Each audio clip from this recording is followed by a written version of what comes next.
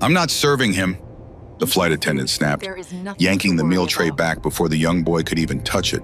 Gasps rippled through the first-class cabin as 12-year-old Marcus Thompson, clutching his astronomy magazine, froze in humiliation. His wide eyes brimmed with confusion as his stomach growled audibly. Passengers stared, stunned by the open cruelty.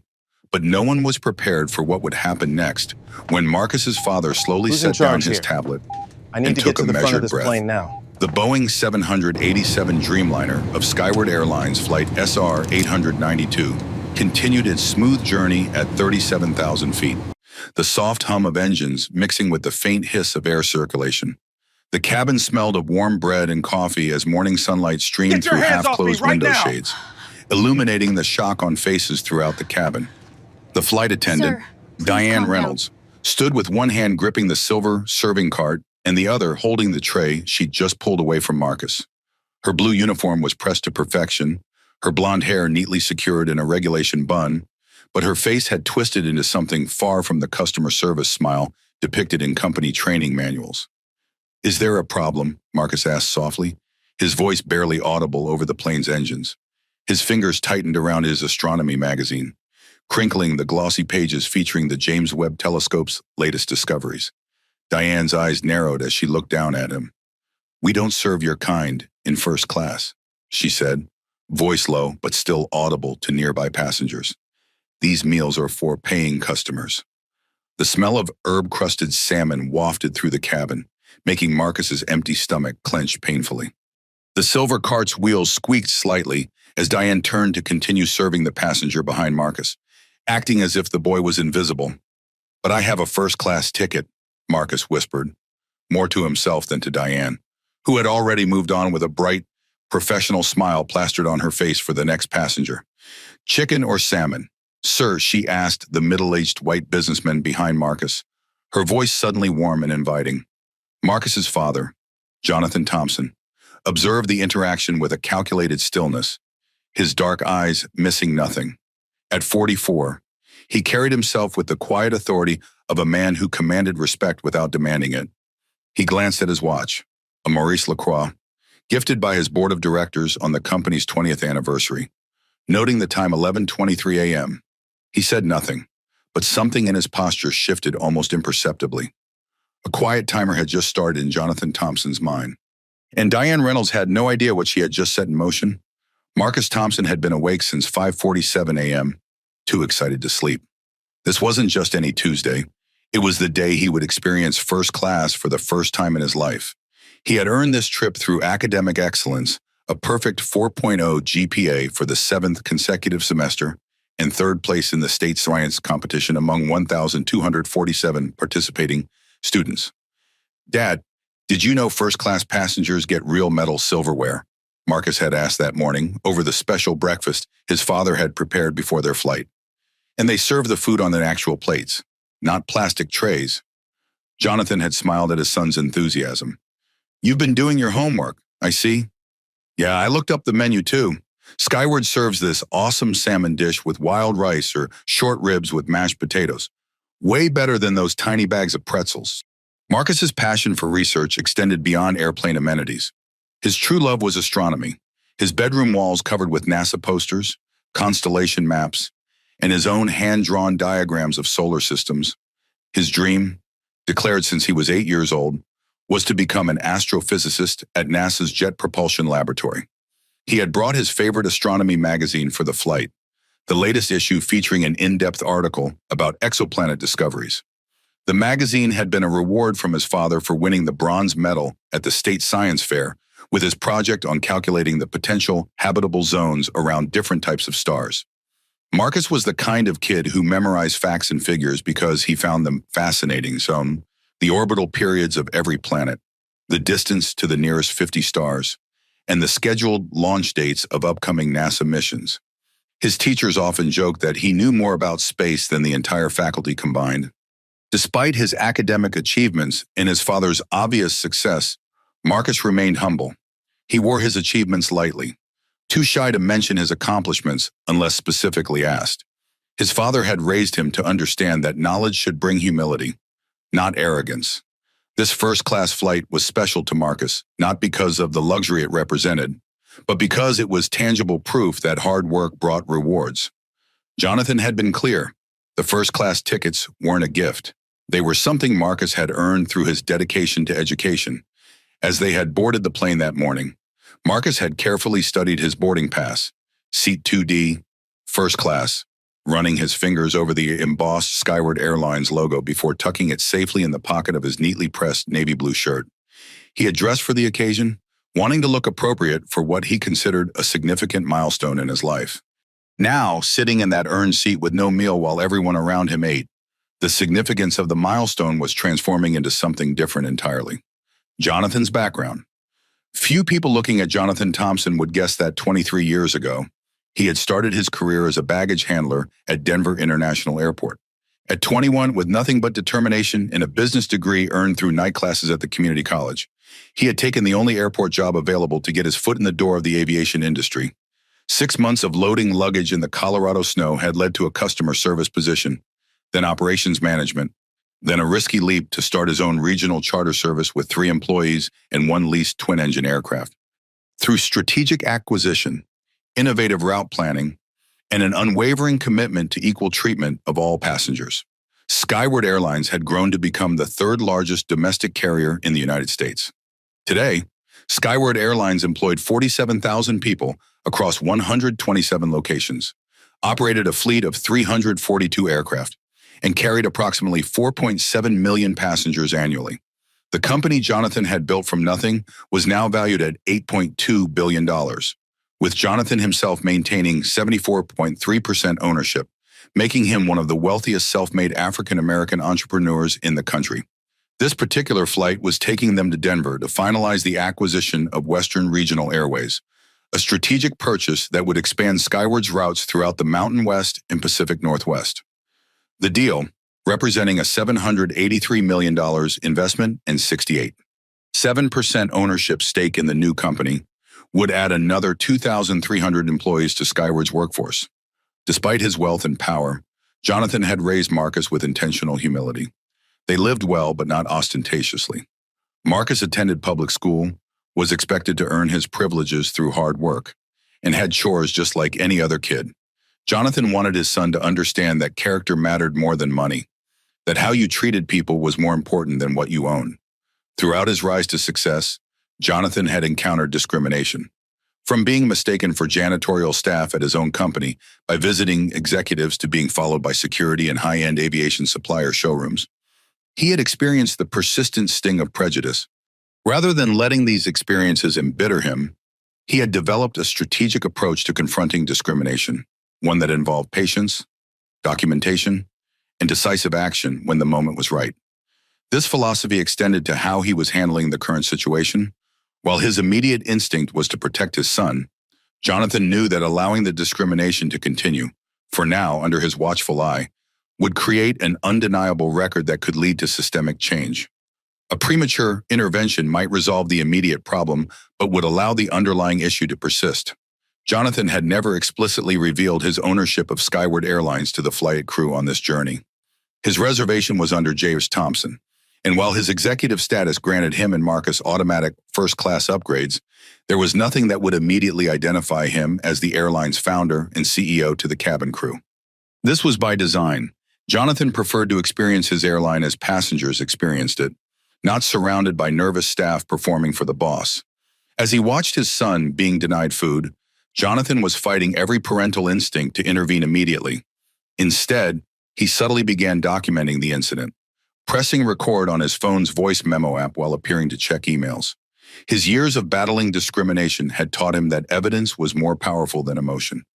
And so he waited, counted the seconds, and prepared to teach both his son and Diane Reynolds the most important lesson of their lives. The first-class cabin of a Skyward Airlines flight SR-892 featured a spacious 1-2-1 configuration with 16 luxurious seats upholstered in soft cream-colored leather. Each pod-like seat offered privacy, adjustable settings, and enough room to fully recline into a flat bed. The cabin was bathed in soft, ambient lighting designed to reduce travel fatigue, with the temperature precisely maintained at 72 degrees. The distinctive whoosh of air through the ventilation system provided a constant white noise beneath the quiet conversations and occasional clink of silverware against china. The gentle vibration of the aircraft created a subtle but persistent reminder that they were traveling at 547 mph, 37,000 feet above the patchwork landscape of America's heartland. In seat 3C, directly behind Marcus, sat Mrs. Eleanor Garcia, a 72-year-old retired school principal with silver hair cut in a stylish bob. She wore a purple blouse with a tasteful pearl necklace and had been watching the interaction with Marcus with growing concern. Having spent 43 years in education, 27 of those as principal of one of Denver's most diverse elementary schools, she had developed a finely tuned radar for injustice and a zero-tolerance policy for bullying in any form. Across the aisle in 3A sat William Patterson, a 53-year-old white corporate attorney specializing in civil rights compliance for major corporations. His expertly tailored gray suit and horn-rimmed glasses gave him a distinguished appearance as he discreetly began recording the incident on his phone. With 14,300 LinkedIn connections and a role as Global VP of Legal Affairs at a Fortune 500 tech company, Patterson recognized both discrimination and potential litigation when he saw it. In the first row, seats 1A and 1B were occupied by Rebecca and Michael Austin, a white couple in their early 30s. Rebecca, a pediatrician, kept glancing back at Marcus with a troubled expression, whispering to her husband Michael, who worked in finance. Their discomfort was evident as they exchanged glances, clearly uncertain about whether or how to intervene. Near the front galley, flight attendant David Rodriguez, 29, was watching his colleagues' behavior with growing unease. Half Hispanic and relatively new to the first-class service rotation with just 14 months of experience, David had been trained extensively on Skyward's customer service protocols. What he was witnessing directly violated at least 7 company policies he could immediately identify. Outside the plane's windows, the landscape below had given way to the vast agricultural patchwork of America's heartland. The aircraft had reached its cruising altitude of 37,000 feet and was traveling at 547 mph, with 3 hours and 27 minutes remaining until arrival in Denver. The seatbelt sign had been off for 42 minutes, and meal service had begun precisely 17 minutes ago. In this carefully controlled environment, designed for comfort and luxury, the ugly reality of discrimination had just exposed itself. The cabin's atmosphere, once relaxed and pleasant, had transformed into something tense and electric, like the air before a thunderstorm. And as with all storms, everyone could sense that something powerful was about to break. The meal service had begun precisely at 11:06 a.m., following the textbook procedure outlined in Skyward Airlines' Premium Service Manual. David Rodriguez had started from the port side of the aircraft while Diane Reynolds took the starboard, each pushing their silver service carts down the aisle with practiced efficiency. "Good morning," Diane had greeted the passenger in 1D, a middle-aged businessman. "Would you prefer the herb-crusted salmon with wild rice or the braised short rib with garlic mashed potatoes?"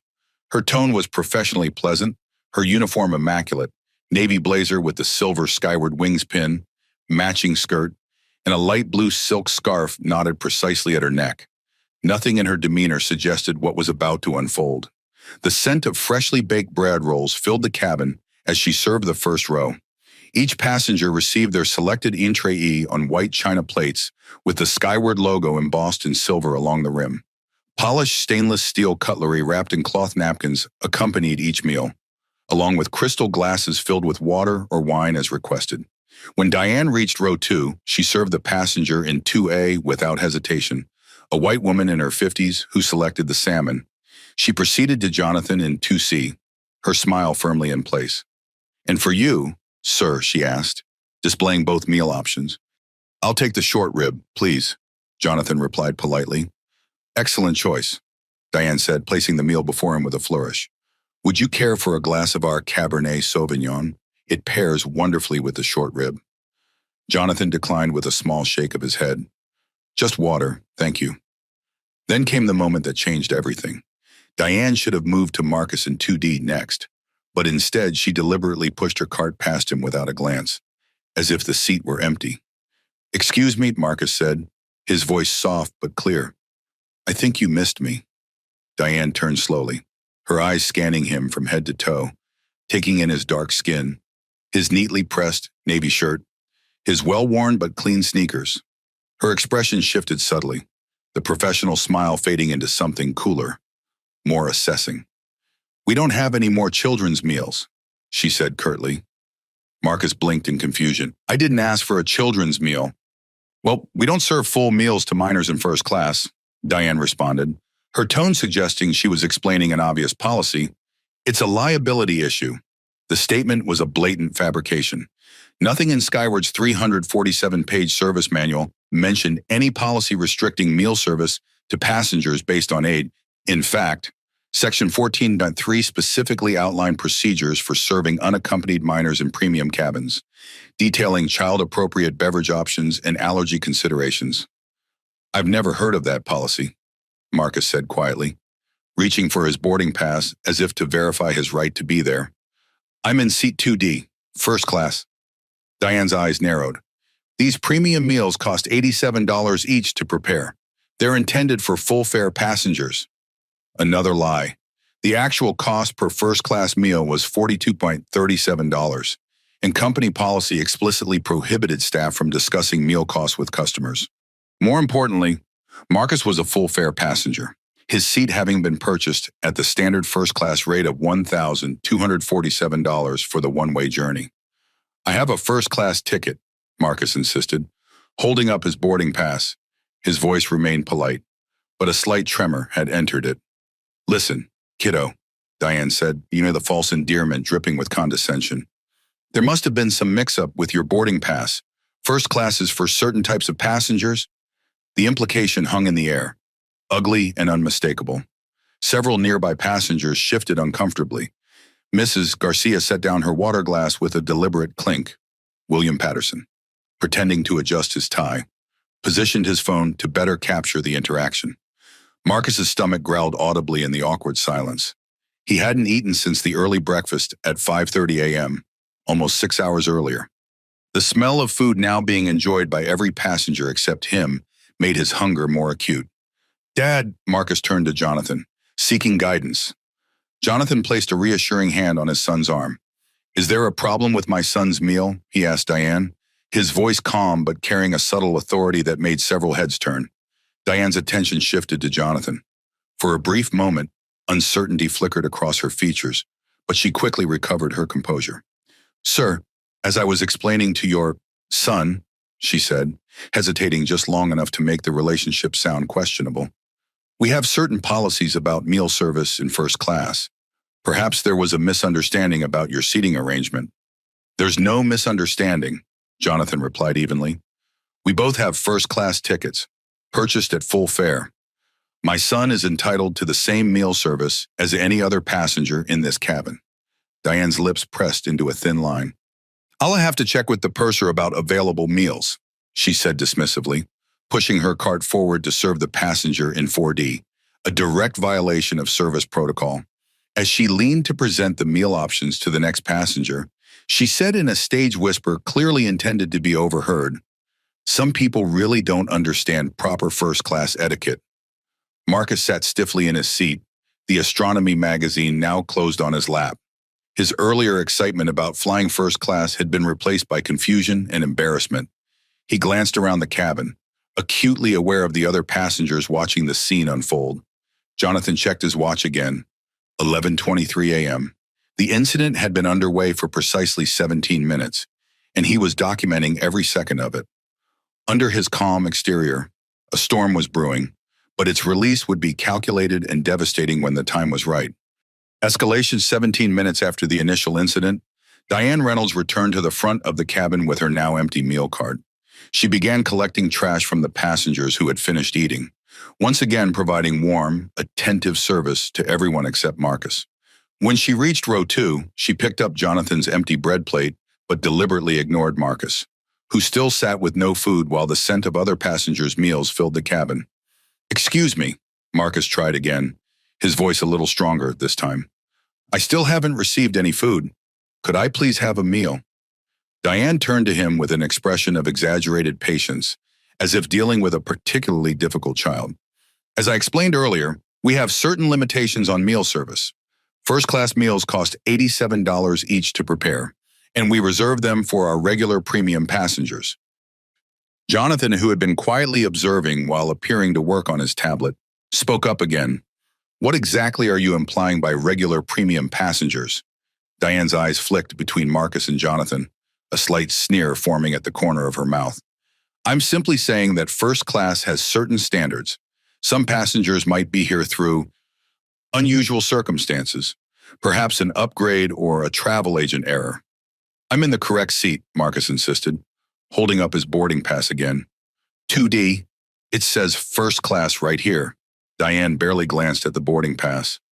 Documentation can be misleading. Our system shows possible irregularities with your seating assignment. This was another blatant fabrication. Jonathan had discreetly checked the flight manifest on his tablet during her absence, confirming what he already knew. Both he and Marcus were properly registered in the system as first-class passengers with all appropriate meal entitlements. What specific irregularities? Jonathan asked, his voice still calm but with an edge that caused William Patterson to shift forward slightly in his seat. I'm not at liberty to discuss the details of our passenger verification system, Diane replied haughtily. But rest assured, if there's been an error, we'll sort it out. Eventually. The deliberate vagueness of her statement, coupled with the implied threat of potential removal or reseating, hung in the air. It was a classic intimidation tactic, creating uncertainty to establish dominance. Mrs. Garcia, who had been silently fuming in her seat, could contain herself no longer. Young lady, I've been flying first class for 32 years, and I have never heard such nonsense in my life. This child has a valid ticket and deserves to be fed like the rest of us. Diane's head snapped toward Mrs. Garcia, her professional mask slipping further. Ma'am, I'm simply following company protocols. Perhaps you're not familiar with current airline policies? I'm quite familiar with discrimination when I see it. Mrs. Garcia replied sharply, her decades of experience as a school principal evident in her authoritative tone. And that's precisely what's happening here. The word discrimination caused a ripple effect through the cabin. The Austins in row 1 turned around fully now, no longer pretending not to listen. William Patterson adjusted his phone angle to capture more of the interaction. 2 other passengers reached for their own devices and began recording. Marcus's face had flushed with embarrassment, but there was something else in his expression now, a quiet dignity beyond his 12 years. He straightened in his seat, folded his hands on top of his magazine, and looked directly at Diane. Ma'am, he said with a remarkable composure, could you please explain exactly which policy states that I'm not entitled to a meal? It was a perfect question, specific, direct, and impossible to deflect without obvious evasion. Several passengers nodded in approval at the young boy's articulate challenge. Diane's composure faltered momentarily before she recovered with a tight smile. Company Policy 23.7.4 clearly states that premium cabin services may be adjusted based on passenger verification protocols. Another fabrication. No such policy existed in Skyward's manual. Jonathan knew this because he had personally approved every page of that manual, including the recent revision that specifically prohibited discrimination based on race, age, gender, or appearance. That's not a real policy, came a new voice. David Rodriguez had approached from the galley, a look of professional concern on his face. Excuse me, Diane, but I need to speak with you privately. Not now, David, Diane hissed, her carefully maintained facade cracking slightly. I'm handling a passenger situation. That's precisely why we need to speak, David insisted, gesturing toward the galley. Diane ignored him, turning back to Marcus with renewed determination. As I was saying, our first-class service follows strict guidelines. Perhaps you would be more comfortable in the main cabin, where the service is more appropriate for certain passengers. The implication was unmistakable now. By suggesting Marcus belonged in economy class, despite his valid first-class ticket, she was making a clear statement about where she thought he belonged based solely on his appearance. What do you mean by certain passengers? Jonathan asked, his voice dropping to a dangerous quiet that made several nearby passengers sit up straighter. Diane glanced at him dismissively. Sir, I think we both know exactly what I mean. The cabin went completely silent. Even the ambient noise of the aircraft seemed to fade as the full impact of her statement registered with everyone within earshot. She had just crossed a line from implied to explicit discrimination, and she had done it in front of 14 witnesses, at least 3 of whom were now openly recording. Jonathan checked his watch again. 11:40 a.m., 34 minutes of documented discrimination, with each minute adding to the weight of evidence. He glanced at his son, a silent question in his eyes. "Are you okay?" Marcus gave a small nod, though his hands were trembling slightly on top of his magazine. In that moment, a wordless understanding passed between father and son. This was bigger than a missed meal. This was about dignity, justice, and creating consequences for unacceptable behavior. David Rodriguez had retreated to the galley, his face a mask of professional concern as he picked up the cabin phone, presumably to contact the purser or the captain. The Austins were whispering urgently to each other, clearly disturbed by what they were witnessing. William Patterson had set his phone down but left it recording, his expression that of an attorney who recognized a clear-cut legal case developing before his eyes. "Perhaps," Diane said, her voice dripping with false sweetness, "you should teach your son about the appropriate way to behave in premium cabins. Some people need to understand that certain privileges come with certain expectations." And with that, she turned and walked away, leaving Marcus still hungry and humiliated, but not defeated. The confrontation was escalating precisely as Jonathan had anticipated, and with each passing minute, Diane Reynolds was digging herself deeper into a hole from which there would be no professional escape. As Diane stalked back to the galley, the first-class cabin erupted into a flurry of hushed conversations. The invisible wall of polite indifference that typically separates strangers during air travel had completely dissolved, replaced by collective outrage and a growing sense of solidarity with Marcus. Mrs. Garcia unbuckled her seatbelt with purposeful movements, her years of handling schoolyard bullies evident in her determined expression. She reached into her handbag and extracted a small package of graham crackers. "Young man," she called to Marcus, her voice warm but carrying the authoritative tone that had commanded respect from thousands of students over her 43-year career. "Would you like some crackers? My grandchildren say these are the best." Marcus looked to his father, who gave a subtle nod of approval. "Yes, please. Thank you, ma'am." As Mrs. Garcia stood to pass the crackers across the aisle, Diane reappeared with the speed and precision of a heat-seeking missile. "Ma'am," she said sharply, "outside food cannot be shared between passengers in the first-class cabin. It's against airline policy." Mrs. Garcia fixed Diane with a stare that had quelled generations of troublemakers. "Show me that policy. Right now." "It's standard procedure," Diane insisted, placing herself bodily between Mrs. Garcia and Marcus. "Section 17(2) of our service guidelines clearly prohibits food sharing due to allergy concerns." William Patterson, who had been observing silently until now, cleared his throat. "Excuse me, but that's factually incorrect. Federal aviation regulations do not prohibit food sharing between consenting passengers, and no major U.S. carrier has such a policy in their public-facing rules." His precise legal tone caught Diane off guard. She turned to him with narrowed eyes. "And you are William Patterson, Global VP of Legal Affairs at Nexus Technologies," he replied calmly. "I handle compliance issues for a living, including extensive work with transportation regulations." He held up his phone, not bothering to hide that he was recording. "I'd be fascinated to see this policy documented somewhere official." By now, most of the first-class cabin passengers were actively engaged with the situation. 3 were openly recording, while others watched with expressions ranging from shock to disgust. The Austins had unbuckled their seatbelts and turned fully in their seats to observe. "This is ridiculous," Michael Austin said, loud enough for everyone to hear. "The kid just wants lunch, for God's sake." Rebecca Austin, who as a pediatrician had a professional interest in childhood nutrition, added her own concern. "That child has been without food for 6 hours now. That's completely inappropriate, especially at altitude where dehydration is already a concern." From row 4, a silver-haired man in an expensive suit spoke up. "I've been a platinum member with Skyward for 15 years. Never seen anything like this." Another passenger, a woman in 5B, had her phone out now too. "This is going straight to corporate. My brother-in-law works in their operations center in Atlanta." David Rodriguez had reappeared and was hovering anxiously at the edge of the confrontation. His expression reflected the professional's nightmare of watching a colleague violate every principle of customer service, while being powerless to directly intervene without creating an even bigger scene. "Diane Suem," he said quietly. "The purser wants to speak with you. Now." Diane ignored him, focusing her attention on maintaining control of a situation that had long since slipped from her grasp. "If everyone would please return to their seats and mind their own business, we can continue with our normal service procedures." Her words only intensified the collective indignation. Mrs. Garcia, still standing with the graham crackers in her hand, shook her head firmly.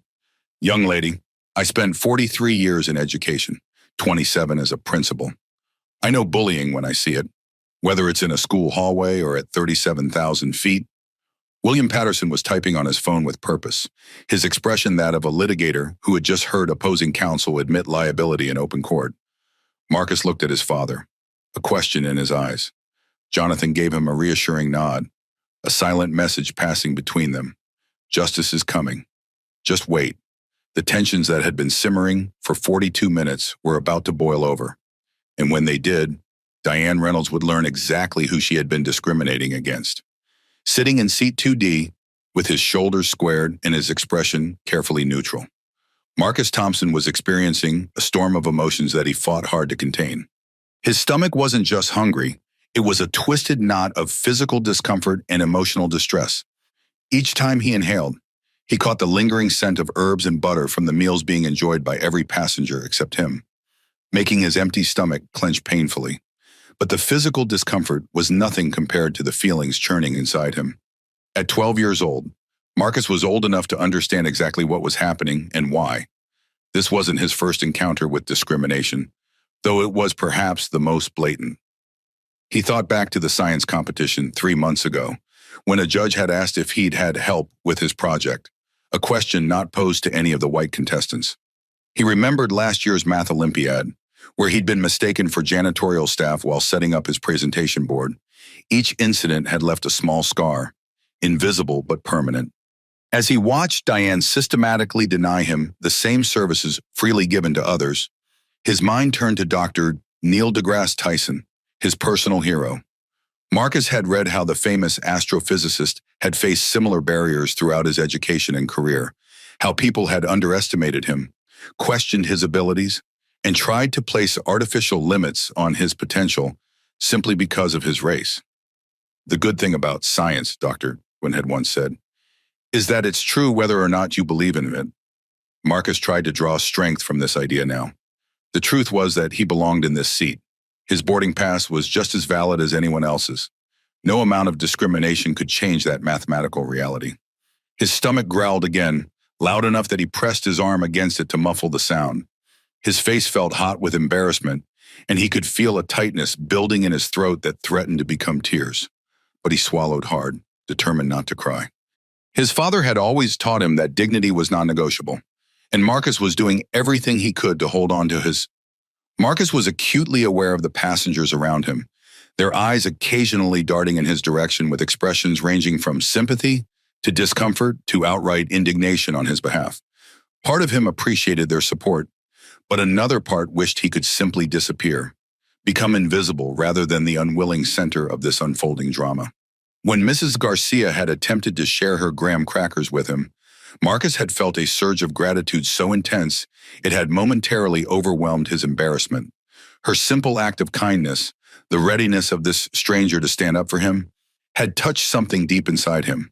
It reminded him that for every Diane Reynolds in the world, there were people like Mrs. Garcia who recognized injustice and refused to remain silent. As he watched his father's measured response to the situation, Marcus was learning something profound about power and strategy. Jonathan wasn't shouting or making threats. He wasn't causing a scene that would only reinforce negative stereotypes. Instead, he was documenting, questioning, and allowing Diane to fully reveal her prejudice before taking action. There was a chess player's patience in his approach.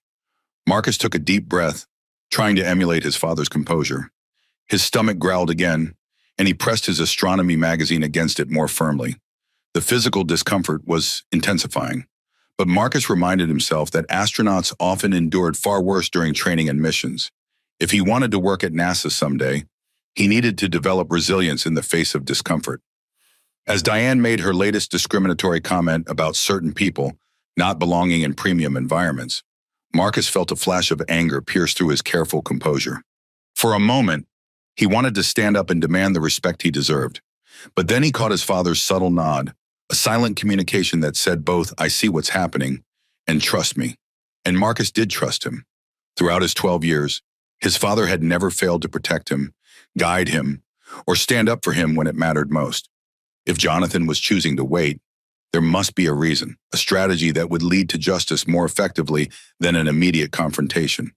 So Marcus continued to sit quietly, his dignity intact despite Diane's attempts to strip it away.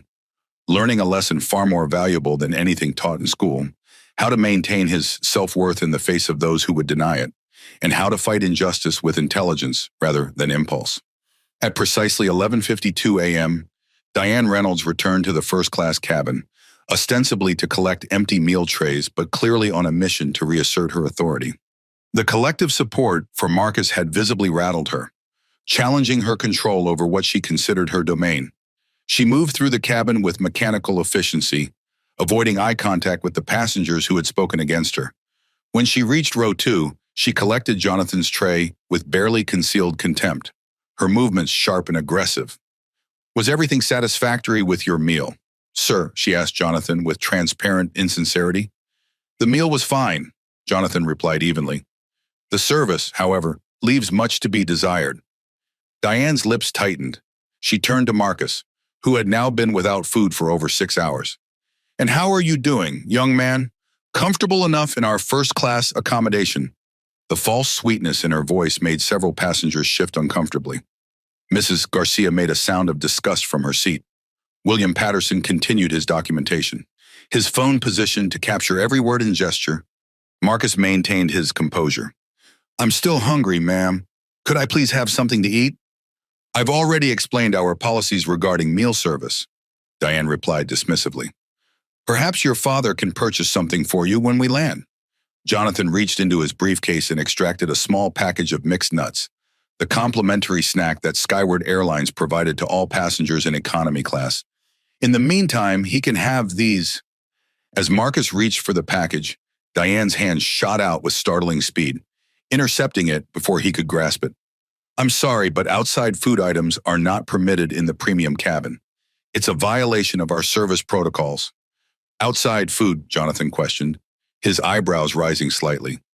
"These are Skyward Airlines branded nuts, provided by this airline on this very flight." Diane held the package between 2 fingers as if it were contaminated. "These are economy class refreshments. Using them in first class dilutes the premium experience for our legitimate premium passengers." The implications of legitimate hung in the air like poison. "Are you actually suggesting," Mrs. Garcia interjected from row 3, "that this child cannot eat food provided by your own airline because you've decided he doesn't belong in first class?" "I'm simply enforcing our policies, ma'am," Diane replied stiffly. Section 22(4) clearly states that cabin service items should remain in their designated service areas. David Rodriguez, who had been monitoring the situation from the galley, stepped forward with professional concern etched on his features.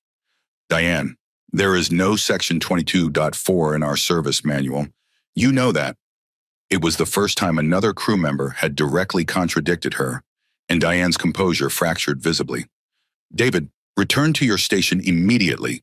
I am the senior flight attendant on this service, and I will handle this situation." David hesitated, clearly torn between professional hierarchy and ethical obligation. "The purser is asking for updates. Captain Harris has inquired about the situation as well." This revelation that the confrontation had escalated to the point of cockpit awareness caused a ripple of reaction through the cabin. The captain's involvement suggested that what had begun as one flight attendant's discriminatory behavior was now a flight safety concern requiring command-level attention. Diane dismissed David's warning with an imperious wave. "Tell them the situation is under control. We're simply dealing with a passenger who doesn't understand first-class protocols." William Patterson leaned forward, his attorney's instinct for a critical moment fully engaged. "For clarity's sake, Which specific protocol prohibits a child with a valid first-class ticket from receiving standard first-class meal service? Diane turned to him with undisguised hostility. Sir, this doesn't concern you. I believe it concerns everyone who values fairness and lawful business practices, Patterson replied calmly. As someone who specializes in corporate compliance, I'm particularly interested in understanding which company policies you believe you're enforcing. I've been flying with Skyward for 15 years, added the silver-haired man from row 4. Never once heard of any policy restricting meal service based on age, or anything else for that matter. Diane's face flushed with anger as her authority continued to erode. The policy exists, it's simply not publicized to passengers. Secret policies that happen to align with discriminatory practices, Patterson pressed, his tone measured but relentless.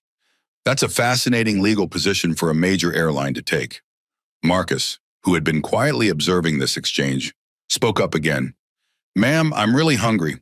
If there's a specific reason I can't have a meal, I'd like to understand what it is. His reasonable tone and articulate phrasing contrasted sharply with Diane's increasingly emotional state, underscoring the absurdity of her behavior. Several passengers nodded in support of his simple, logical request.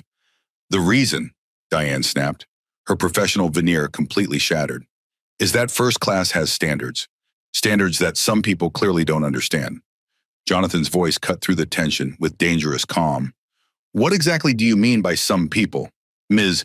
Reynolds, every passenger in earshot recognized the critical moment unfolding, the direct challenge to make explicit what had been implicit in her behavior all along. Diane seemed to realize she'd crossed a line, but rather than retreating, she doubled down. I think we all know exactly what I mean, sir. There are passengers who understand the etiquette of premium travel, and there are those who clearly don't belong. The cabin went silent as the full impact of her statement registered. She had just explicitly stated that Marcus didn't belong in first class, a statement that could only be interpreted as discrimination based on his appearance, as his ticket and reservation were identical to every other passenger's in the cabin. Rebecca Austin gasped audibly. Mrs. Garcia's hand flew to her mouth in shock.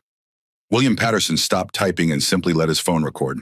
Recognizing that no additional commentary was necessary to establish the discriminatory nature of the interaction, Jonathan checked his watch again.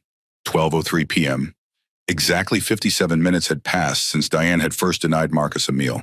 Nearly an hour of documented discrimination, witnessed by 14 passengers, recorded from multiple angles, and now acknowledged by the cockpit crew. It was time. Jonathan Thompson straightened in his seat, setting aside his tablet and turning his full attention to Diane Reynolds. His expression remained composed, but something had changed in his demeanor, a subtle shift from patient observation to focused intent that made several nearby passengers sit up straighter. Marcus recognized that look. It was the same expression his father wore in board meetings when he was about to make a decision that would change everything. Ms. Reynolds, Jonathan said quietly, I believe we've reached the point where this situation requires resolution. Diane misinterpreted his calm tone as submission. I'm glad you finally understand, sir. Perhaps now you and your son can appreciate the standards we maintain in our premium service. Jonathan's smile was brief and completely without warmth. Oh, I understand perfectly. And I believe it's time for you to understand exactly who you've been discriminating against for the past hour. The confrontation had reached its tipping point. In moments, Diane Reynolds would learn the true cost of her behavior, and it would be measured in far more than just airline meals. Jonathan's strategic patience. Throughout the escalating confrontation, Jonathan Thompson had maintained a calculated stillness that belied the carefully orchestrated response developing behind his composed exterior. Every provocative statement from Diane, every microaggression directed at Marcus, every fabricated policy citation had been documented, time-stamped, and categorized in his mental ledger of evidence. This was not his first encounter with discrimination. As a Black entrepreneur who had built a billion-dollar company from nothing, Jonathan had faced prejudice at every stage of his journey, from being denied small business loans despite perfect credit, to being mistaken for janitorial staff in his own corporate headquarters, to watching potential clients direct questions to white subordinates rather than to him. These experiences had taught him a critical lesson. Emotional reactions, however justified, rarely created lasting change. Strategic patience, gathering evidence, identifying key decision points, and acting decisively when the moment was right, was far more effective at combating systemic discrimination. While Diane Reynolds thought she was demonstrating her power over a child she deemed unworthy of first-class service, she had no idea she was providing documented evidence that would transform company policy and end her career. Jonathan was allowing her to fully reveal the extent of her prejudice, ensuring that when consequences came, they would be indisputable and comprehensive. As he checked his watch again, noting that 57 minutes had now passed since the initial incident, Jonathan had been simultaneously monitoring several developing elements of his response. His administrative assistant in Atlanta had received 12 text messages documenting the timeline of events, ensuring that corporate headquarters was already aware of the situation unfolding on Flight SR 892. The chief operating officer, Jonathan's longtime friend and ally Thomas Wilson, had been alerted and was assembling the necessary response team to meet the aircraft in Denver. The flight's purser, having been contacted by David Rodriguez, had notified Captain Harris, who in turn had reported the situation to flight operations at the airline's command center. This created an official record in the flight log, documenting the incident in the aircraft's permanent operational history. Jonathan had discreetly monitored the growing social media response as passengers shared their observations. William Patterson's LinkedIn post had already garnered 147 comments from legal and corporate professionals, while another passenger's tweet with the hashtag Skyward Discrimination had begun trending in 3 states. Most importantly, Jonathan had been watching his son, observing Marcus's dignity under pressure, his composed responses to provocations, and his remarkable self-control despite hunger and humiliation. The father was allowing his son to witness how systematic discrimination could be confronted strategically rather than emotionally, teaching a lesson that would serve Marcus throughout his life. Jonathan had been calculating the exact right moment to reveal his identity. Too soon, and Diane might have attempted to backpedal or create plausible deniability. Too late, and Marcus would suffer unnecessarily. The tipping point had arrived when Diane explicitly stated that some people didn't belong in first class, a statement that could only be interpreted as racial discrimination given that Marcus's ticket was identical to every other passenger's. At 12:03 p.m., with the confrontation having reached its climax, Jonathan quietly sent a final text message to Thomas Wilson, implementing Phase 3, prepare for personnel action, full documentation available, J.T., then maintaining his composed demeanor that had led Diane to underestimate him repeatedly over the past hour. Jonathan prepared to reveal exactly who he was and exactly what the consequences would be for discriminating against his son. As he gathered himself to speak, Jonathan reflected on the larger purpose behind his strategic patience. This wasn't just about one flight attendant or one incident of discrimination. It was about creating a documented case study that would lead to systemic change, ensuring that other children who didn't have powerful fathers would receive the same protection and respect that Marcus was about to receive. The passengers around him, sensing the shift in his demeanor, turned their attention from Diane to Jonathan. Even those who had been engrossed in their devices now looked up, aware that something significant was about to happen. William Patterson positioned his phone to capture what was coming. Recognizing the historical significance of the moment, Jonathan Thompson had been patient for exactly 57 minutes. That patience was about to end, and with it, Diane Reynolds' career at Skyward Airlines. At 12:03 p.m., precisely 57 minutes after Diane Reynolds had first denied Marcus his meal, the accumulated tension in the first-class cabin reached its breaking point. The air felt electric, charged with the collective indignation of passengers who had witnessed nearly an hour of systematic discrimination against a 12-year-old child. Diane stood in the aisle, her professional demeanor completely abandoned as she glared defiantly at Jonathan.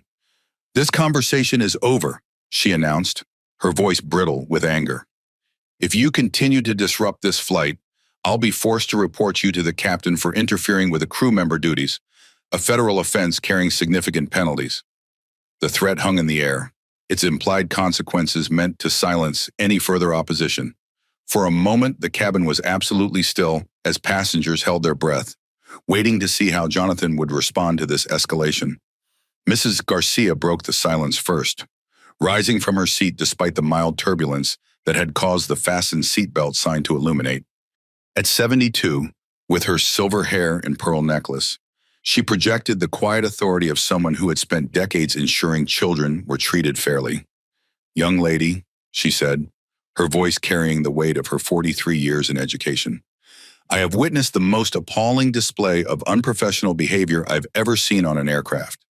This child has been denied food for nearly an hour, while you've fabricated non-existent policies to justify what is clearly discriminatory treatment." William Patterson had set aside his professional reserve, now openly recording as he added his own assessment.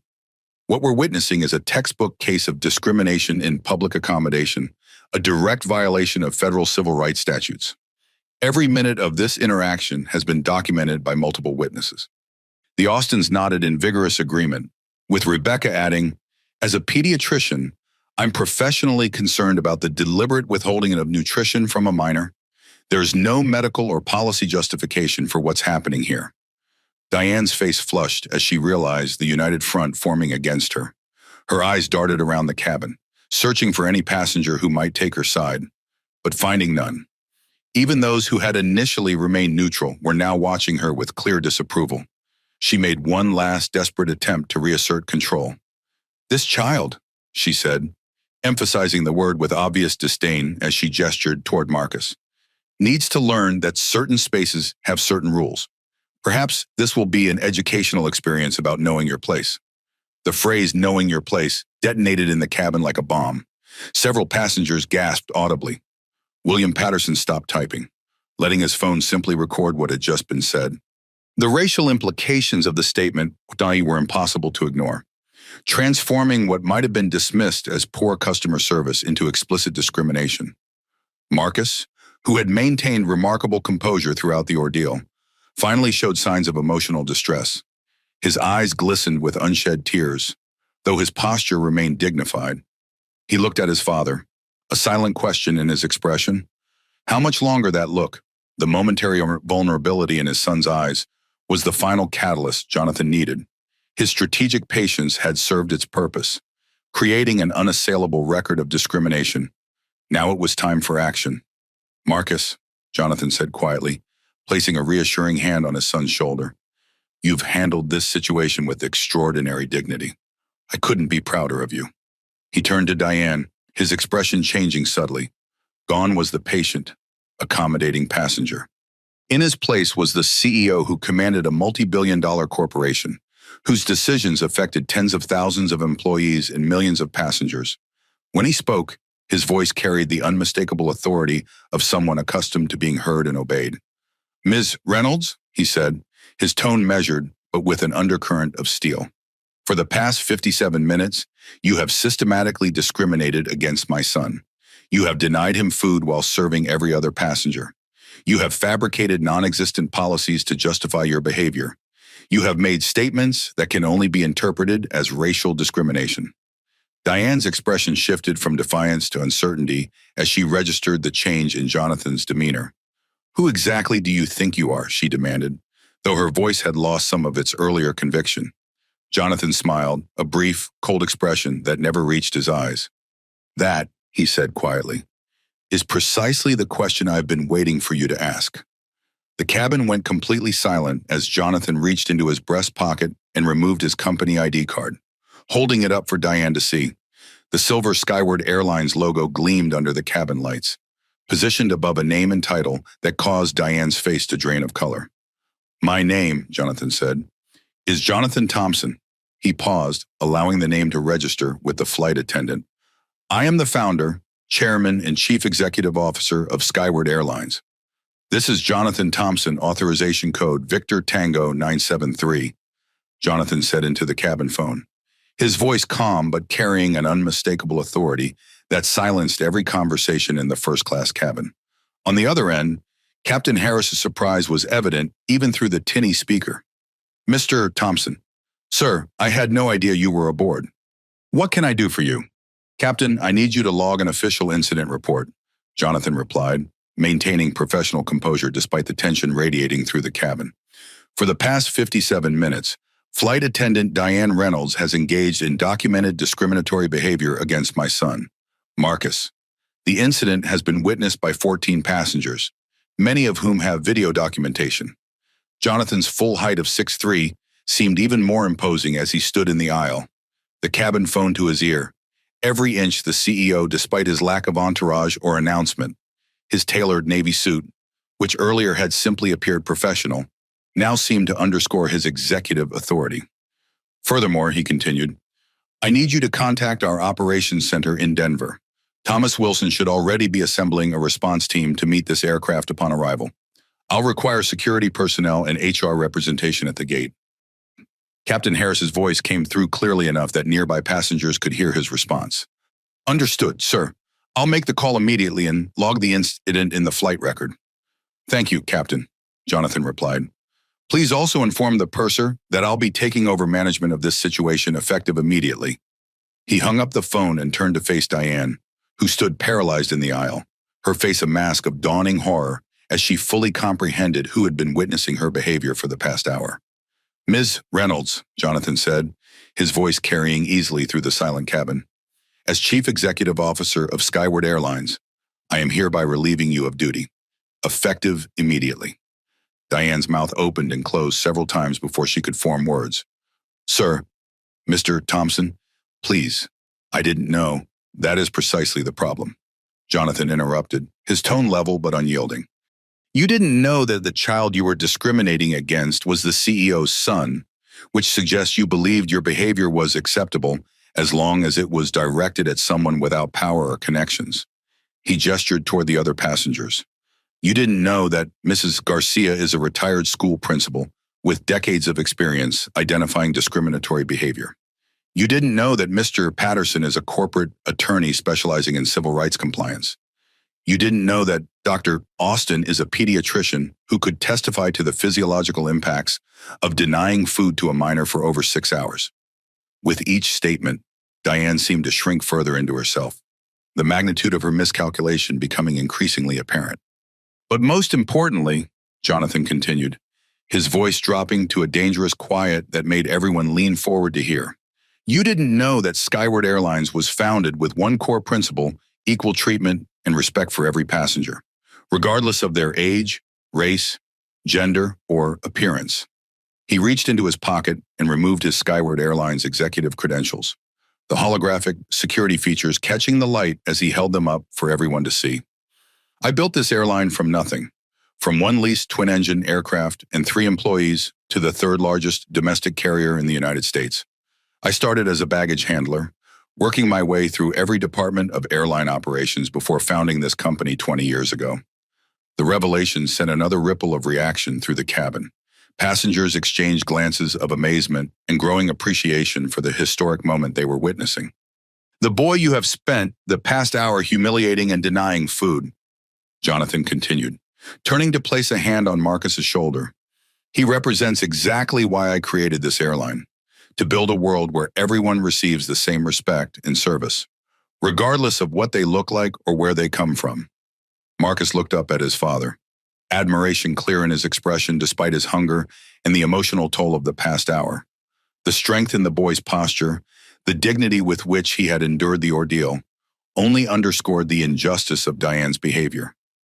I didn't mean, Diane stammered, her professional confidence completely evaporated. Your intentions are irrelevant, Jonathan stated firmly.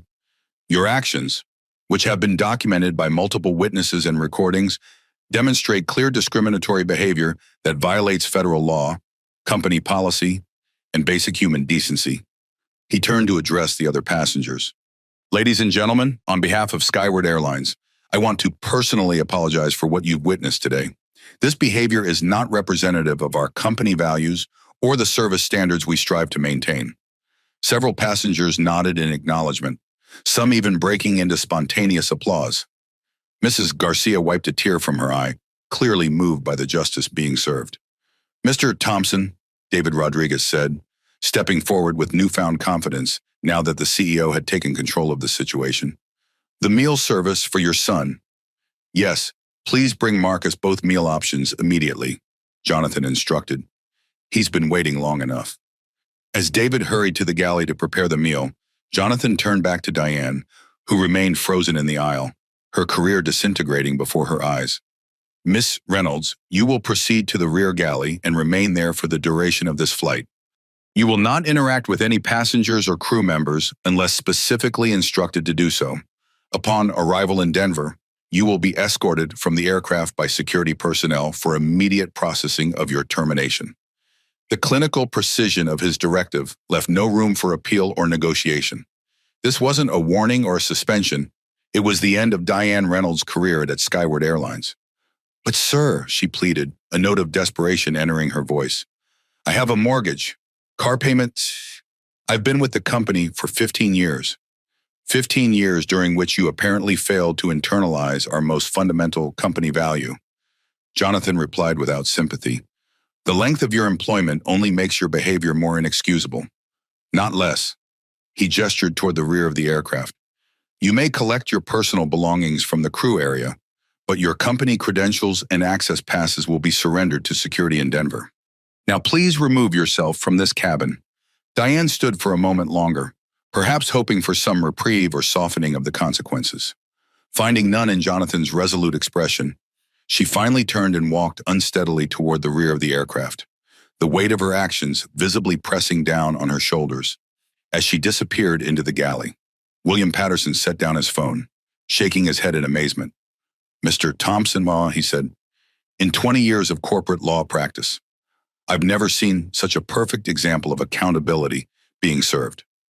Jonathan nodded acknowledgement, but his focus remained on Marcus, who still sat quietly in his seat, processing everything that had just happened. "Are you okay, son?" Jonathan asked, his voice softening as he addressed the person who mattered most to him. Marcus nodded, a small smile finally breaking through his composed expression. "I am now. Dad, I'm just really, really hungry." The cabin erupted in gentle laughter, the tension of the past hour finally breaking.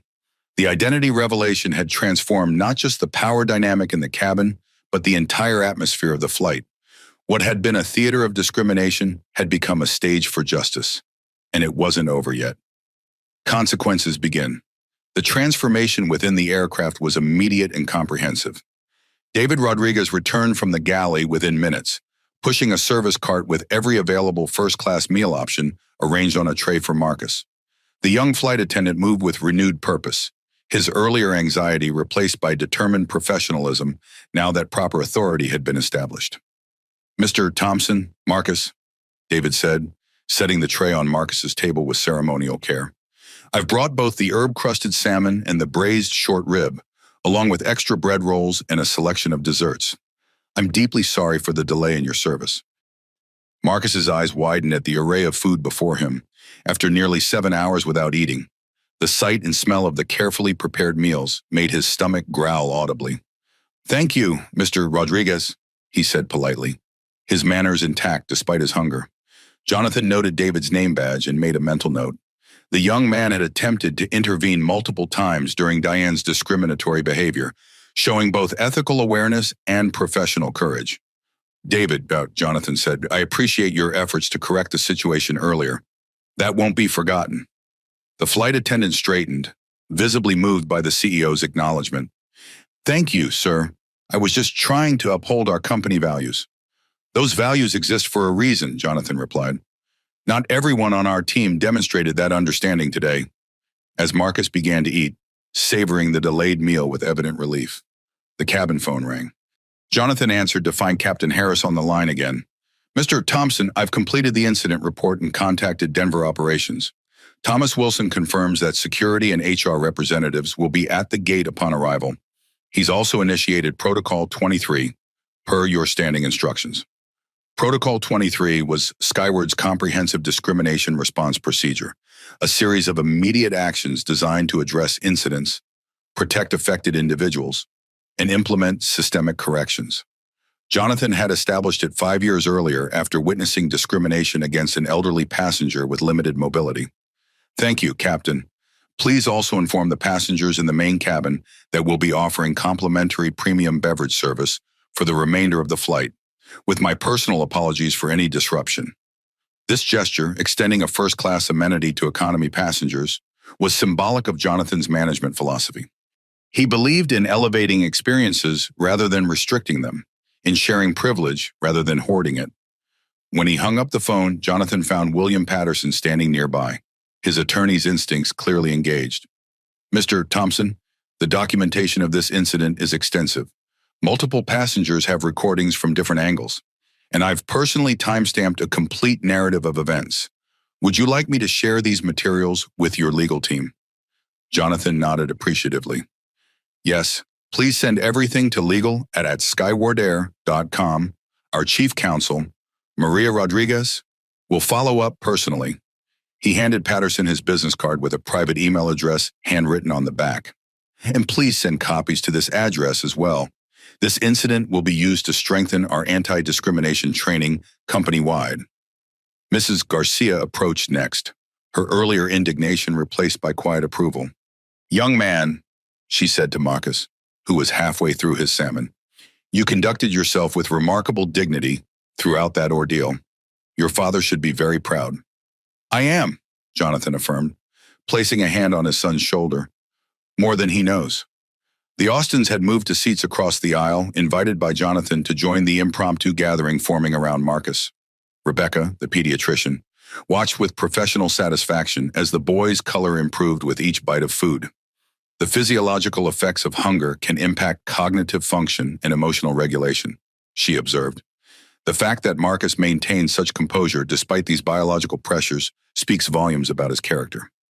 Michael Austin, who worked in finance, was clearly processing the business implications of what he'd witnessed. Mr. Thompson, I've followed Skyward's growth for years. Your emphasis on ethical business practices has always stood out in the industry. Seeing it in action today was remarkable. Ethics aren't theoretical, Jonathan replied. They're demonstrated through actions, especially when tested. Today was such a test. The cabin atmosphere had transformed completely. What had been a tense, hostile environment just minutes earlier had become something closer to a community meeting, with passengers engaged in thoughtful conversation about what they'd witnessed and its broader implications. Through it all, Jonathan remained standing beside Marcus, a physical embodiment of his commitment to protect his son while allowing him the space to process the experience in his own way. The cabin phone rang again. This time it was the purser, Janet Williams, her voice tense with professional concern. Mr. Thompson, Diane Reynolds is requesting to speak with you privately. She's quite insistent. Jonathan considered this for a moment before responding. Tell Ms. Reynolds that any conversation regarding her behavior will take place on the ground, with HR representatives present. This is no longer a personal matter. It's an official company disciplinary proceeding. The systematic implementation of consequences continued as Denver operations confirmed additional details via text message on Jonathan's phone. Security personnel would meet the aircraft at the gate. Diane's system access was already being revoked. The company's legal team was preparing statements for potential media inquiries. What Diane had likely viewed as a routine exercise of petty power over a child she deemed unworthy of first-class service had escalated into a career-ending sequence of events with potential legal implications. The consequences that began in the aircraft cabin would extend far beyond this flight, affecting not just her professional future, but potentially the operations and training procedures of the entire airline. As Marcus finished his meal, color returning to his face and energy to his movements, Jonathan finally sat down beside him. Feeling better, he asked quietly. Marcus nodded, setting down his fork. Much better. Thank you, Dad. For the food. For letting me see how you handled it. Marcus replied, his insight striking Jonathan with unexpected force. You didn't yell or threaten. You just waited until the right moment. Jonathan smiled, recognizing that his son had absorbed the most important lesson of the day, one that had nothing to do with airlines or discrimination, but everything to do with strategic patience and dignified response to injustice. Sometimes, he told Marcus softly, the most powerful move isn't the first one that comes to mind. It's the one that creates lasting change. Around them, the consequences continued to unfold as Flight SR 892 began its descent toward Denver, where an entirely new phase of this incident would soon begin. Other crew responses. As news of Jonathan Thompson's identity spread throughout the aircraft, the crew's response illustrated the stark contrast between Diane Reynolds' behavior and the professionalism of her colleagues. David Rodriguez had transformed from a hesitant observer to an exemplary service professional, attending to Marcus with particular care while maintaining appropriate service standards for all passengers. The cabin phone rang again. Mr. Thompson, came the voice of Captain James Harris. I'd like to personally apologize for what occurred on my aircraft today. As captain, I'm ultimately responsible for all aspects of this flight, including the crew's behavior. I appreciate that, Captain, Jonathan replied, but responsibility should be directed where it belongs. You responded appropriately once you were made aware of the situation. Thank you, sir. If you don't mind, I'd like to implement our crew resource management protocol. It requires me to inform you of passenger service issues that may impact flight safety or operations. Of course, Captain, please proceed. First Officer Michaels has already prepared our aircraft for priority landing clearance at Denver International. We've also been cleared for preferential taxiing to Gate D47, where your response team will be waiting. Our estimated arrival time is now 1:47 p.m., approximately 12 minutes ahead of schedule. Jonathan nodded his approval. Excellent. Captain, thank you for the update. One more thing, sir, Captain Harris continued, his voice carrying the measured tone of an experienced flight commander. Purser Williams reports that Miss Reynolds is exhibiting signs of emotional distress in the rear galley. She's being monitored by another flight attendant to ensure she remains stable for landing. Would you like us to implement any additional protocols regarding her status? Jonathan considered this for a moment before responding. Maintain standard safety protocols, but she is to have no further passenger contact. Document any concerning behavior in the official incident report. Understood, sir. I'll handle it personally. As Jonathan hung up the phone, Janet Williams, the lead purser, approached with the precise, efficient movements of someone with decades of aviation experience. At 58, with short gray hair and impeccable uniform standards, she carried herself with the quiet authority of a senior crew member. Mr. Thompson, she said, her voice low enough that only he could hear. I want to assure you that what you witnessed today is completely contrary to our training and service standards. I've been with Skyward since you founded the company, and I'm deeply disturbed by what occurred. I appreciate that, Janet, Jonathan replied, recognizing her from previous company events. I know this isn't representative of our crew as a whole. If I may ask, she continued, glancing at Marcus, who was finally enjoying his dessert, how would you like us to proceed with the remainder of the flight service? We want to ensure your son's comfort without creating additional disruption. Treat us exactly as you would any other passengers, Jonathan instructed. No special attention. That's how this airline was designed to function. Equal service for everyone, regardless of who they are or what they look like. Janet nodded, understanding the deeper principle behind his directive. I'll inform the crew. And sir, if you don't mind my saying so, your son has shown remarkable composure throughout this situation.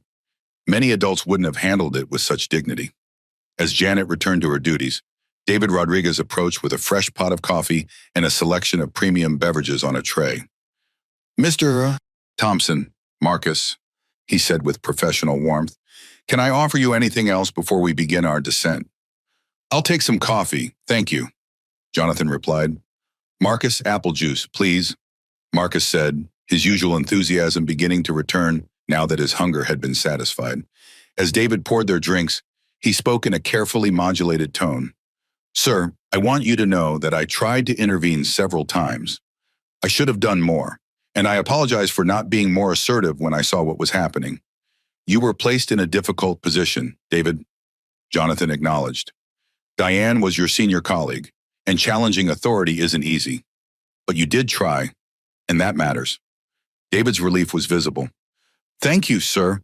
When I was hired, I remember your welcome message to new employees about treating all passengers with equal respect. That's why I couldn't understand what Ms. Reynolds was doing. It violated everything in our training. Jonathan made another mental note. David Rodriguez clearly understood and valued the company's core principles. That kind of alignment with organizational values was precisely what Skyward needed in its customer-facing staff. How long have you been with Skyward? David, Jonathan asked.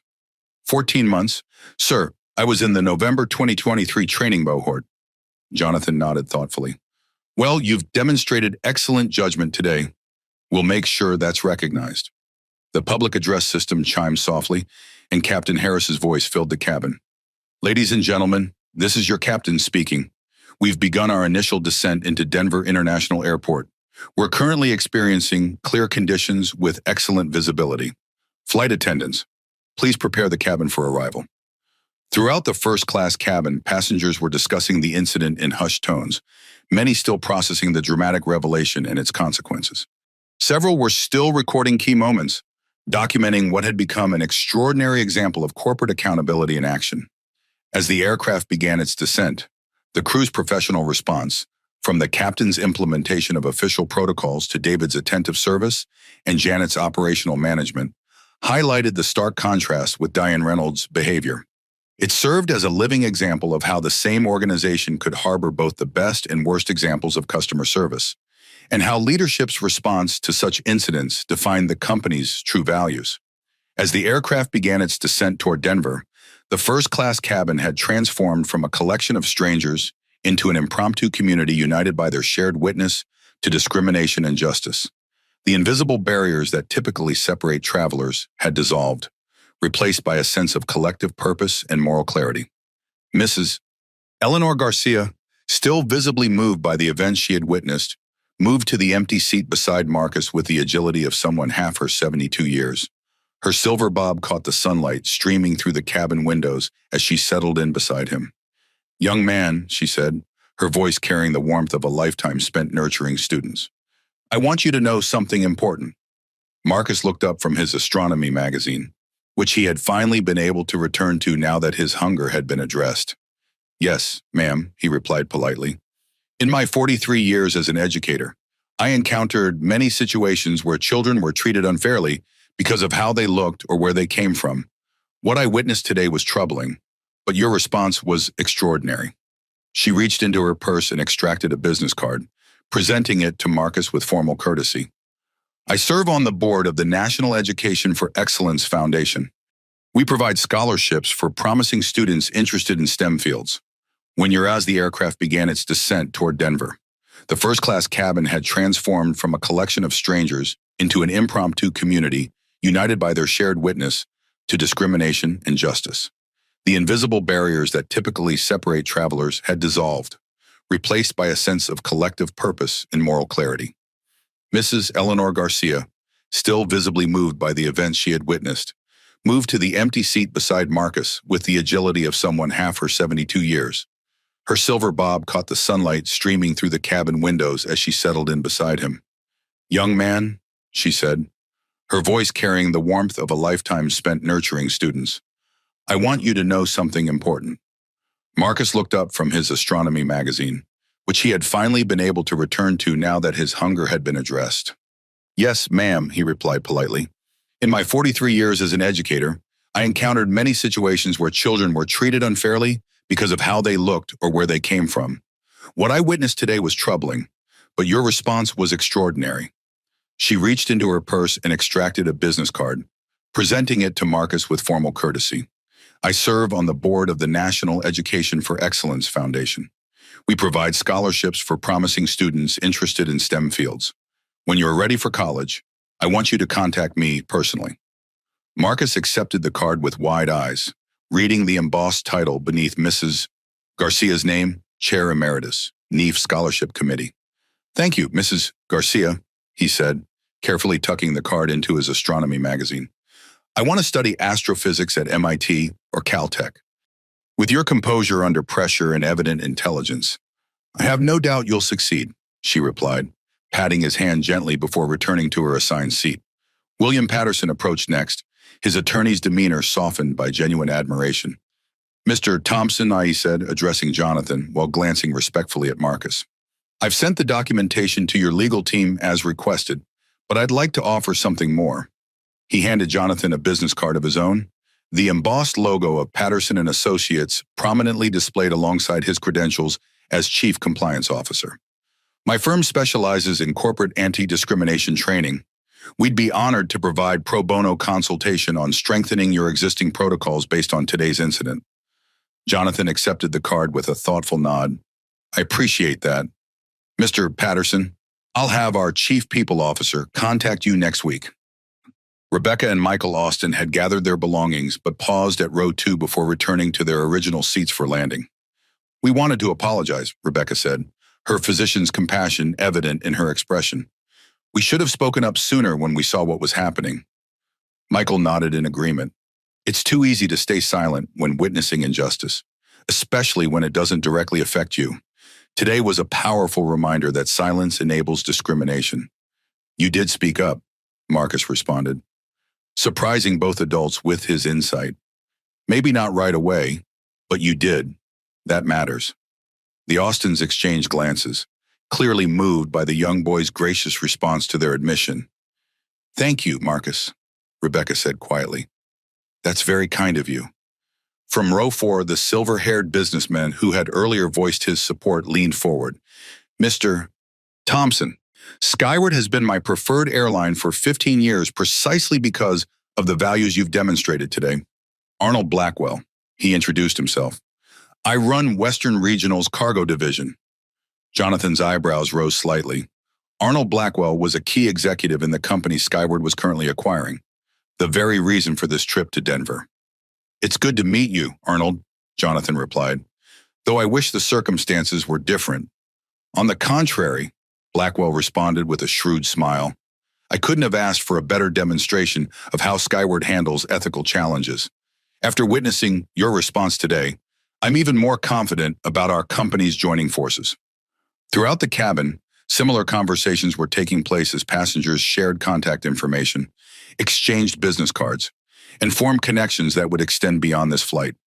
What had begun as a discriminatory incident had catalyzed a community of witnesses committed to supporting both Marcus and the broader principles of equality and respect. The solidarity extended beyond the aircraft as social media platforms began amplifying the story.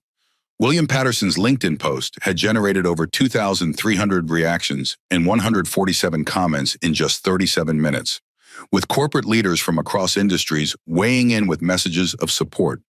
The hashtag Skyward Justice was trending in 3 states, with early videos of the confrontation already accumulating tens of thousands of views. As the seatbelt sign illuminated for final approach, passengers reluctantly returned to their assigned seats, but the sense of community remained.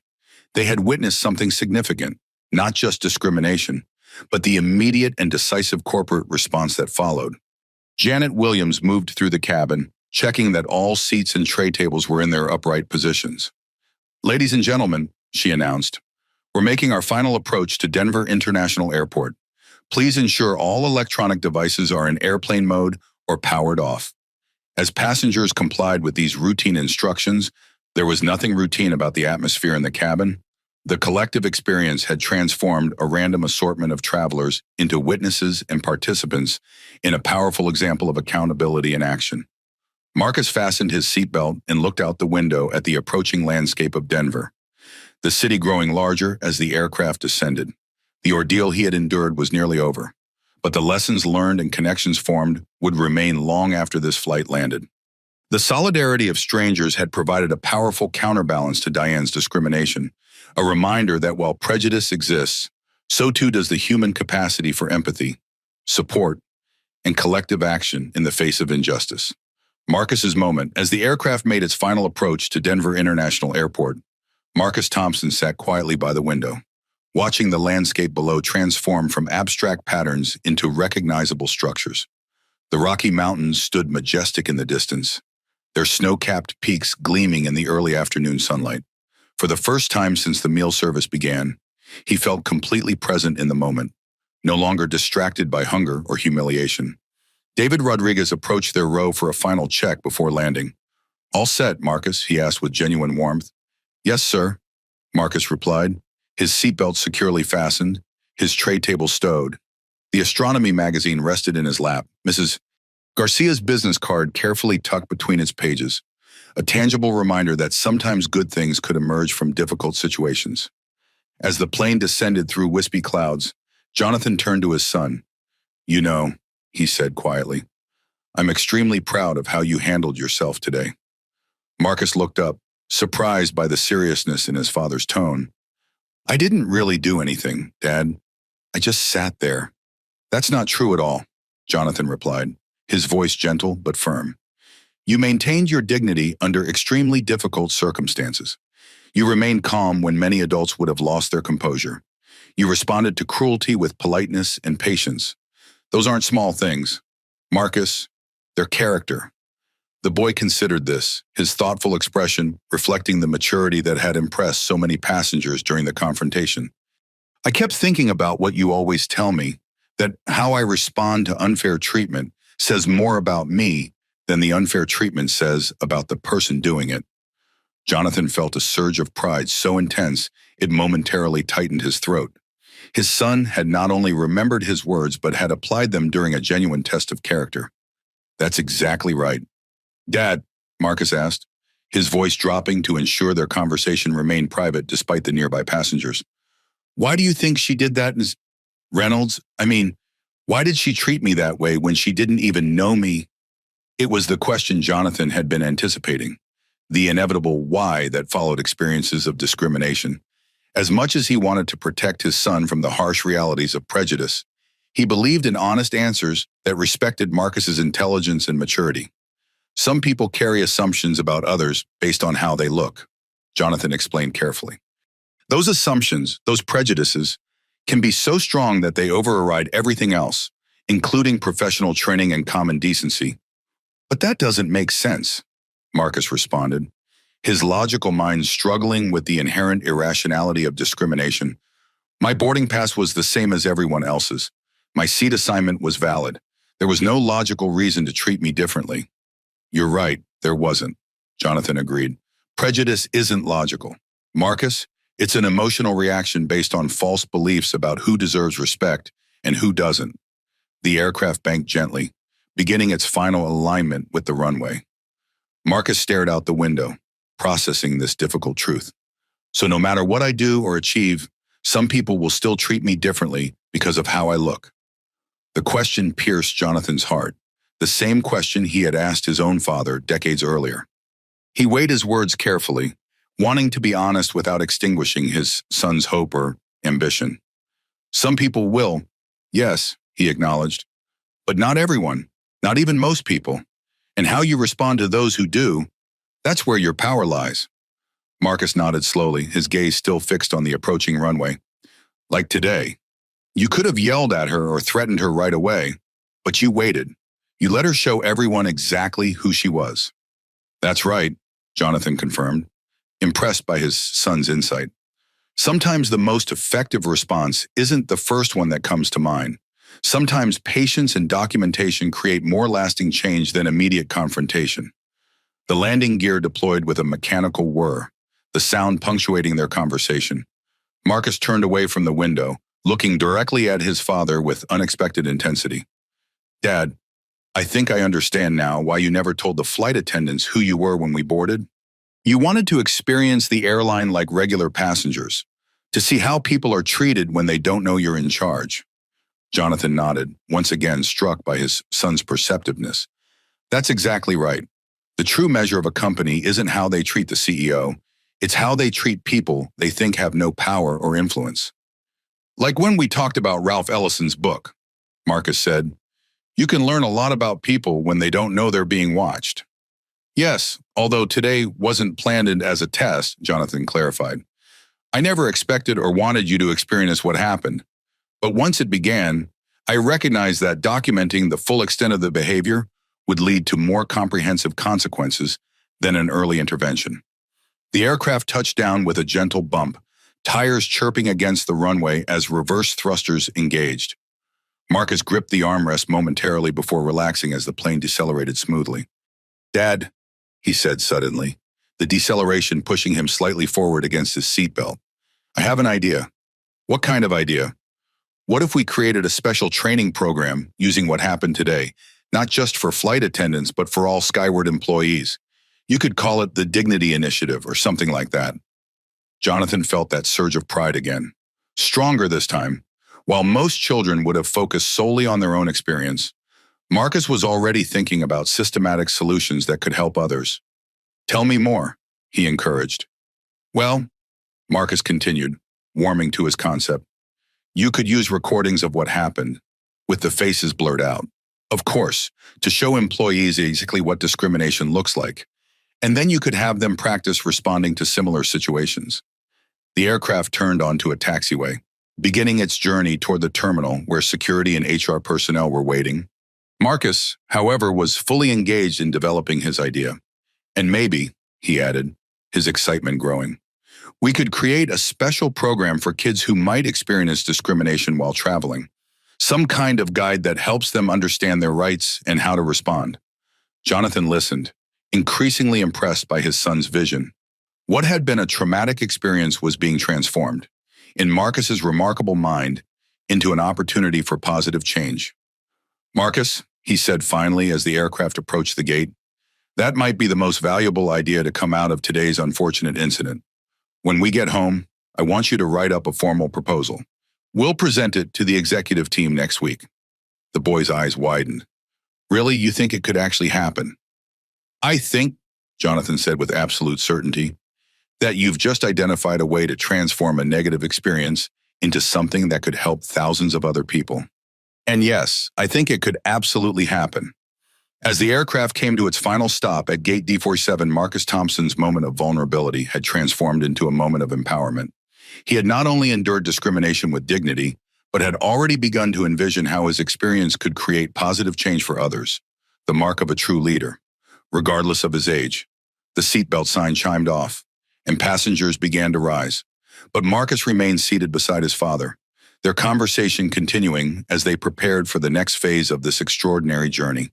As Flight SR-892 began its final descent into Denver International Airport, Jonathan Thompson's phone buzzed with a secure text message from Thomas Wilson, Skyward's chief operating officer and his closest friend since college. Response team in position at Gate D47. Security, HR, and PR representatives standing by. Media alerted to incident. Request for comment already coming in. How do you want to handle? Jonathan typed a quick response. Standard protocol. Security first. HR documentation second. Statement to follow review of evidence. Marcus is fine but hungry. Incident lasted 57 minutes before resolution. The response came immediately. Understood. Emily Carson, HR Director, will lead termination process personally. Daniel Matthews, Head of Security, coordinating with the airport police. Full documentation package being prepared. Jonathan tucked his phone away as Captain Harris's voice came over the public address system. Ladies and gentlemen, we're beginning our final approach to Denver International Airport. Please ensure your seatbelts are fastened, your tray tables are stowed, and all carry-on items are secured beneath the seat in front of you or in the overhead compartments. The practiced professionalism in the captain's voice belied the extraordinary circumstances unfolding on his aircraft. In his 23 years with Skyward Airlines, Captain James Harris had never before had to implement a Code 2319, the company designation for an executive priority protocol requiring security presence at the arrival gate. Janet Williams moved efficiently through the first-class cabin, her experienced eyes checking each row for compliance with landing procedures while maintaining a calming presence. When she reached row 2, she paused briefly. Mr. Thompson, she said quietly, the cockpit has received confirmation that your response team is in position. Do you have any specific instructions for arrival procedures? Yes, Jonathan replied. I want minimal disruption for the other passengers. Security should board first, followed by HR representatives. Ms.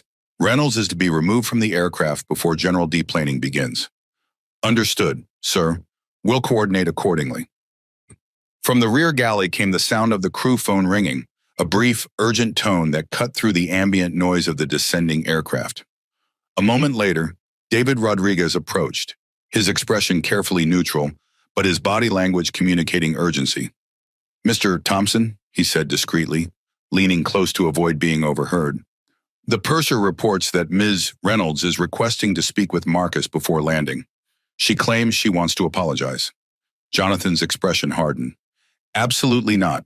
She is to have no further contact with my son under any circumstances. The time for apologies was before she spent nearly an hour discriminating against a child. Understood, sir. I'll relay that immediately. As David returned to the galley, Marcus looked up from his astronomy magazine. Dad, what's going to happen to Ms. Reynolds when we land? Jonathan considered how to frame his response appropriately for a 12-year-old while still being honest. She'll be met by security officers and human resources representatives. They'll escort her from the aircraft and process her termination from the company. Will she go to jail? Marcus asked, his expression troubled, despite everything he'd endured. That's not for me to decide, Jonathan replied truthfully. What she did violated company policy and potentially federal civil rights laws. The appropriate authorities will review the evidence and determine if criminal charges are warranted. Marcus nodded thoughtfully. I don't want her to go to jail. I just don't want her to treat any other kids the way she treated me. Jonathan felt another surge of pride at his son's compassion. That's very mature of you, Marcus. And I can promise you this, Ms. Reynolds will never work for Skyward Airlines again, and we'll make sure other airlines are aware of the reason for her termination. Through the cabin windows, the sprawling landscape of Denver International Airport came into view. Its distinctive white-peaked roof designed to evoke the snow-capped Rocky Mountains visible in the distance. The airport's 53 square miles made it the largest in the United States by land area, with the capacity to handle 100 million passengers annually. Today, its resources would be focused on one specific arrival, Flight SR 892 at Gate D47. Jonathan's phone buzzed again with another update from Thomas Wilson. Denver Airport Authority has been notified of potential media presence. Their security team is coordinating with ours to ensure orderly processing. Do you want Marcus escorted through a private exit? Jonathan showed the message to Marcus. What do you think? Would you prefer to avoid any reporters or cameras? Marcus considered the question with surprising maturity. No, I think we should go out the normal way. I didn't do anything wrong, so I shouldn't have to hide.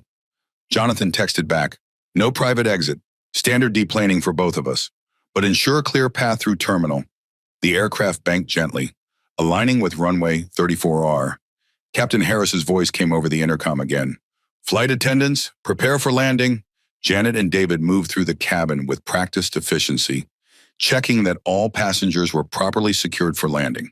In the rear galley, Diane Reynolds sat isolated and under supervision, her career effectively over, awaiting the consequences that would begin the moment the aircraft reached the gate. As the landing gear deployed with a mechanical thud, Jonathan reviewed the mental checklist he'd developed during the past hour. The incident had been fully documented, with time-stamped records and multiple witness accounts. Video evidence had been secured from at least 7 passengers, ensuring that Diane's behavior would be irrefutably established. HR Director Emily Carson would personally oversee the termination process, ensuring all legal requirements were met while maintaining appropriate confidentiality. Security Chief Daniel Matthews would coordinate with airport police to ensure orderly processing and remove Diane from the premises with minimal disruption. Most importantly, Marcus was safe, fed, and remarkably composed given the circumstances. His dignity had been challenged but ultimately affirmed through the support of fellow passengers and the swift justice that was about to unfold. The aircraft touched down precisely at 1:47 p.m., 12 minutes ahead of schedule, as the reverse thrusters engaged and the plane decelerated along the runway. Jonathan Thompson prepared for the next phase of this extraordinary journey, one that would transform a single incident of discrimination into a catalyst for systematic change throughout Skyward Airlines and potentially the entire aviation industry. The Boeing 787 Dreamliner of Skyward Airlines Flight SR 892 taxied smoothly toward Gate D47, its powerful engines throttling down as it approached its final position. Through the cabin windows, passengers could see an unusual assembly of vehicles and personnel gathered on the tarmac. 3 security SUVs with the distinctive Skyward logo, a group of professionally dressed individuals standing in formation, and several airport police officers establishing a perimeter. Ladies and gentlemen, Captain Harris announced over the intercom, we have arrived at Gate D47 at Denver International Airport. The local time is 1:49 p.m., and the temperature is a pleasant 68 degrees. On behalf of your flight crew, I want to thank you for flying with Skyward Airlines today. He paused briefly before continuing with the non-standard portion of his announcement. As we prepare to deplane, I must ask all passengers to remain seated until our ground personnel have boarded the aircraft and completed necessary procedures. This should take only a few minutes, and we appreciate your patience. The aircraft came to a complete stop at the gate, the engines powering down with a gradually diminishing whine. Janet Williams moved to the front of the first-class cabin, her expression professionally composed, but her posture communicating the seriousness of what was about to unfold. Mr. Thompson, she said quietly, approaching row 2. Security Chief Matthews is at the door. Do you have any specific instructions before we begin? Yes, Jonathan replied, rising from his seat. I want this handled with appropriate professionalism. Miss, Reynolds is to be treated with basic human dignity throughout the process, regardless of her behavior. We don't respond to discrimination with further humiliation. Janet nodded, clearly impressed by his balanced approach. Understood, sir. I'll relay that to the security team. The cabin door opened with a pressurized hiss, and Daniel Matthews entered the aircraft. At 6'4", with broad shoulders and military-precise movements, the former Marine and current head of security for Skyward Airlines carried natural authority tempered by exceptional discipline.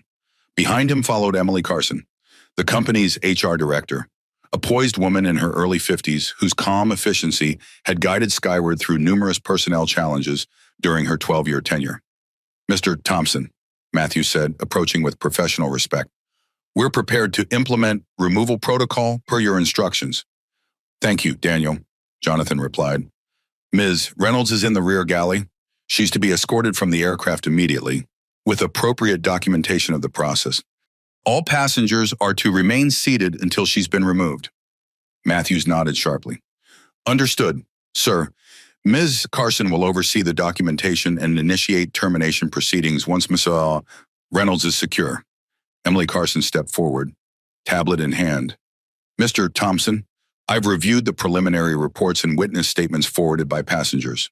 We've prepared the formal termination documents citing violations of company policies 7.12.3 and 23.4 regarding discriminatory behavior, customer service standards, and professional conduct. Thank you, Emily, Jonathan replied. Please ensure that everything is properly documented. This incident will likely have legal implications beyond standard termination procedures. Already addressed, sir, Carson confirmed. Our legal team has been consulted, and we're maintaining chain of custody protocols for all evidence. Ms. Reynolds' company credentials, access cards, and benefits packages are being processed for immediate termination. She'll receive the standard final paycheck as required by law, but all stock options and 401k matching funds, currently valued at approximately $127,450, will be forfeited under the moral conduct clause of her employment agreement. The thoroughness of the response demonstrated why Skyward's HR department was considered among the most efficient in the industry. Within 90 minutes of receiving notification about the incident, they had already prepared comprehensive termination documentation, coordinated with legal counsel, and calculated the precise financial implications. Matthews gestured to his team, and two security officers moved purposefully toward the rear of the aircraft. Janet Williams accompanied them, her role now transitioning from in-flight service to official witness for company proceedings. As they disappeared into the galley, Jonathan returned to his seat beside Marcus, who had been watching the proceedings with quiet interest. Is this what normally happens when someone gets fired? Marcus asked, his voice low enough that only his father could hear. No, Jonathan replied honestly. This is an exceptional situation because of the nature of the misconduct and the location where it occurred. Most terminations happen in an office setting with much less ceremony. Marcus nodded thoughtfully. It seems like everyone knew exactly what to do, like they had practiced for something like this. They had, Jonathan confirmed.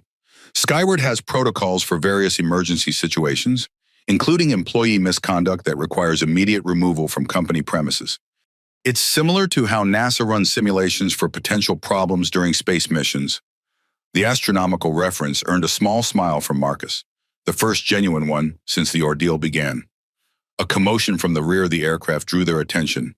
Diane Reynolds had emerged from the galley, flanked by security officers. Her transformation was striking. The confident, imperious flight attendant who had wielded her authority like a weapon was now a disheveled, tearful figure being escorted through the cabin she had previously commanded. Please, she said, her voice cracking as she spotted Jonathan. Mr. Thompson, I need to explain. Ms. Reynolds, Daniel Matthews interrupted firmly. You are instructed to proceed forward without engaging with passengers. Any statements you wish to make should be directed to HR representatives once we've exited the aircraft. Diane's face crumpled as the full reality of her situation crashed down upon her. This is going to destroy my career, she said, the words emerging as a broken whisper. I have mortgage payments, car loans, 15 years with this company. Emily Carson stepped forward, her expression professionally composed but not cruel. Ms. Reynolds, your employment with Skyward Airlines is being terminated for documented violations of multiple company policies. You will receive your final paycheck as required by law, but all other benefits and company privileges are revoked effective immediately. As Diane was guided past row 2, her eyes locked briefly with Marcus's. The boy maintained eye contact, neither gloating nor cowering, simply observing with the quiet dignity he had demonstrated throughout the ordeal. Something in that exchange, the child's composure contrasted with her own collapse, seemed to finally penetrate Diane's defensive shell. "I'm sorry," she whispered, the words barely audible as she was escorted past. Whether the apology was directed at Marcus specifically or represented a broader acknowledgement of her actions remained unclear. The cabin remained silent as Diane was guided to the exit, Matthews and Carson following closely behind. As they disappeared through the door, a collective exhalation seemed to move through the first-class cabin, the tension of the past hour finally dissipating. Captain Harris's voice came over the intercom once more. "Ladies and gentlemen, thank you for your patience. We will begin general deplaning momentarily. Please remain seated until the cabin door is reopened." Jonathan turned to Marcus. "Are you okay?" The boy nodded slowly. "Yeah, I think so." It was strange seeing her like that, so different from before. That's what happens when consequences catch up to someone who thought they were immune, Jonathan explained quietly. The reality of their actions finally becomes clear. 5 minutes later, Janet Williams returned to announce that deplaning could begin. As passengers gathered their belongings and prepared to exit, many paused at row 2 to offer final words of support to Marcus and Jonathan. Handshakes, business cards, and expressions of solidarity creating an informal reception line. Mrs. Garcia stopped to place a gentle hand on Marcus's shoulder. "Remember what I said about the scholarship, young man. Your future is bright, and today doesn't define you. Your response to it does." William Patterson shook Jonathan's hand firmly. "The documentation has been forwarded to your legal team. I'll be available if you need expert testimony regarding what I witnessed." The Austins, the silver-haired businessmen, and nearly every other first-class passenger offered similar gestures of support before making their way toward the exit. As the cabin gradually emptied, Jonathan and Marcus remained seated, allowing others to deplane first, a small courtesy that demonstrated the Thompson family's values more effectively than any corporate statement could have. "Dad," Marcus said as the last passengers filed past. "I think I'm ready to go now." Jonathan nodded, gathering their belongings. "Then let's go, son. We have work to do in Denver, both the business that brought us here and the new initiatives your experience has inspired." Together, they moved toward the exit, where Thomas Wilson waited to escort them through the terminal and into a future forever changed by the events of Flight SR 892. The formal termination of Diane Reynolds took place in a small, windowless conference room near Gate D47. Designed for airline operations meetings, the space now served as the venue for one of the most significant personnel actions in Skyward Airlines history. A rectangular table dominated the room, surrounded by 8 chairs with the company logo embroidered on their backrests. Recording equipment had been set up in 2 corners, documenting the proceedings for both legal protection and training purposes. Emily Carson, Skyward's HR director, sat at the head of the table, her tablet displaying the official termination documents. Beside her, legal counsel Maria Rodriguez monitored the proceedings, ensuring all actions aligned with employment law requirements. Across from them sat Diane Reynolds, her uniform jacket removed, her company credentials and access cards already confiscated. 2 security officers stood discreetly by the door, their presence professional rather than intimidating. "Ms. Reynolds," Carson began, her voice measured and free of emotion. "This meeting has been convened to formalize the termination of your employment with Skyward Airlines, effective immediately. The termination is categorized as for cause under Section 7.4 of your employment agreement." She slid a tablet across the table, displaying the relevant documentation. The specific causes for termination are as follows: violation of Company Policy 4, 7 prohibiting discrimination against passengers based on race, ethnicity, gender, age, or appearance, violation of Company Policy 12.3 regarding professional conduct and customer service standards, and violation of Company Policy 23. 4 concerning truthful representation of company policies and procedures. Diane stared at the tablet. Her earlier defiance completely evaporated. The woman who had so confidently denied food to a child based on his appearance now seemed diminished. Her shoulders slumped, her hands trembling slightly as she reviewed the documentation. "Do you understand these violations as they have been presented?" Carson asked, following the precise script required for legal documentation. "Yes," Diane replied, her voice barely audible. "Do you wish to make any statement regarding these violations before we proceed with the formal termination process?" Diane looked up, her eyes red-rimmed and desperate. "I've given 15 years to this company. 15 years of perfect performance evaluations. Doesn't that count for anything?" Maria Rodriguez, the legal counsel, spoke for the first time. "Miss Reynolds, your personnel file contains 7 previous complaints regarding similar behavior over the past 36 months. While these complaints did not result in disciplinary action at the time, they establish a pattern that contradicts your claim of perfect performance." Diane's expression registered shock. "What complaints? I was never informed." "The complaints were filed through our customer feedback system," Carson explained.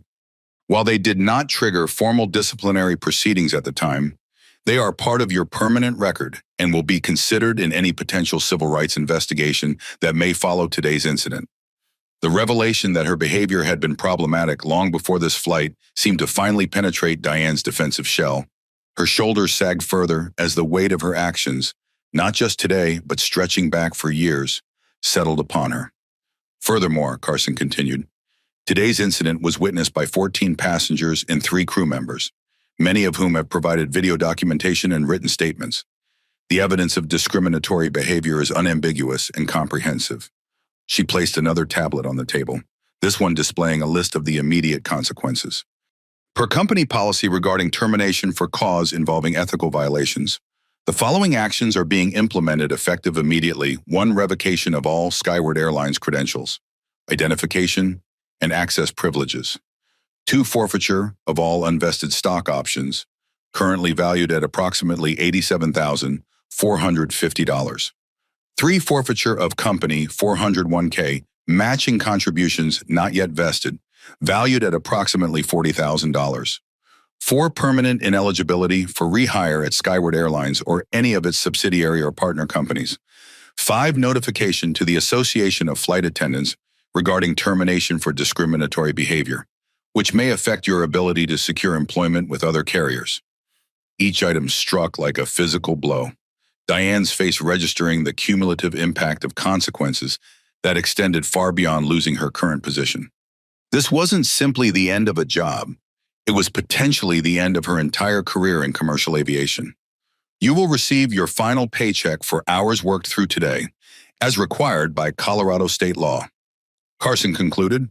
"However, all benefits terminate as of this meeting, including health insurance, which will continue until the end of the current month per COBRA regulations." Maria Rodriguez slid a final document across the table. "This acknowledges that you have been informed of these actions and understand their implications. Your signature is not an admission of guilt, but simply confirmation that the termination process has been explained to you." Diane stared at the document, her hand hovering over the signature line. "And if I don't sign, the termination remains in effect regardless," Rodriguez explained. "The signature is a procedural formality, not a requirement for implementation." After a moment's hesitation, Diane scrawled her signature on the tablet, the tremor in her hand evident in the unsteady lines. "Ms. Reynolds," Carson said, her tone shifting slightly as the formal script concluded, "I am required to inform you that today's incident may have implications beyond company disciplinary action. The behavior documented on Flight SR 892 potentially violates federal civil rights statutes regarding discrimination in public accommodations. Skyward Airlines will cooperate fully with any federal investigation that may result." Diane looked up sharply. "Federal investigation, you mean criminal charges? That determination will be made by the appropriate authorities," Rodriguez replied neutrally. "As a common carrier, Skyward operates under federal transportation regulations that prohibit discrimination. The Department of Justice has jurisdiction over potential civil rights violations in this context." The color drained from Diane's face as she absorbed the full scope of potential consequences. What had begun as an exercise of petty power over a child she deemed unworthy of first-class service had escalated into a career-ending transgression with potential legal ramifications. Is there anything I can do?" she asked, her voice breaking. "Any way to make this right?" Carson and Rodriguez exchanged glances before Carson responded. "The company's decision regarding your employment is final. As for potential civil or criminal proceedings, that would be a matter between you and the relevant authorities." She gathered the tablets, signaling that the formal process was complete. "Security will escort you to collect any personal belongings from the crew lounge, after which you will be accompanied to the public area of the terminal. Your airport access credentials have already been deactivated."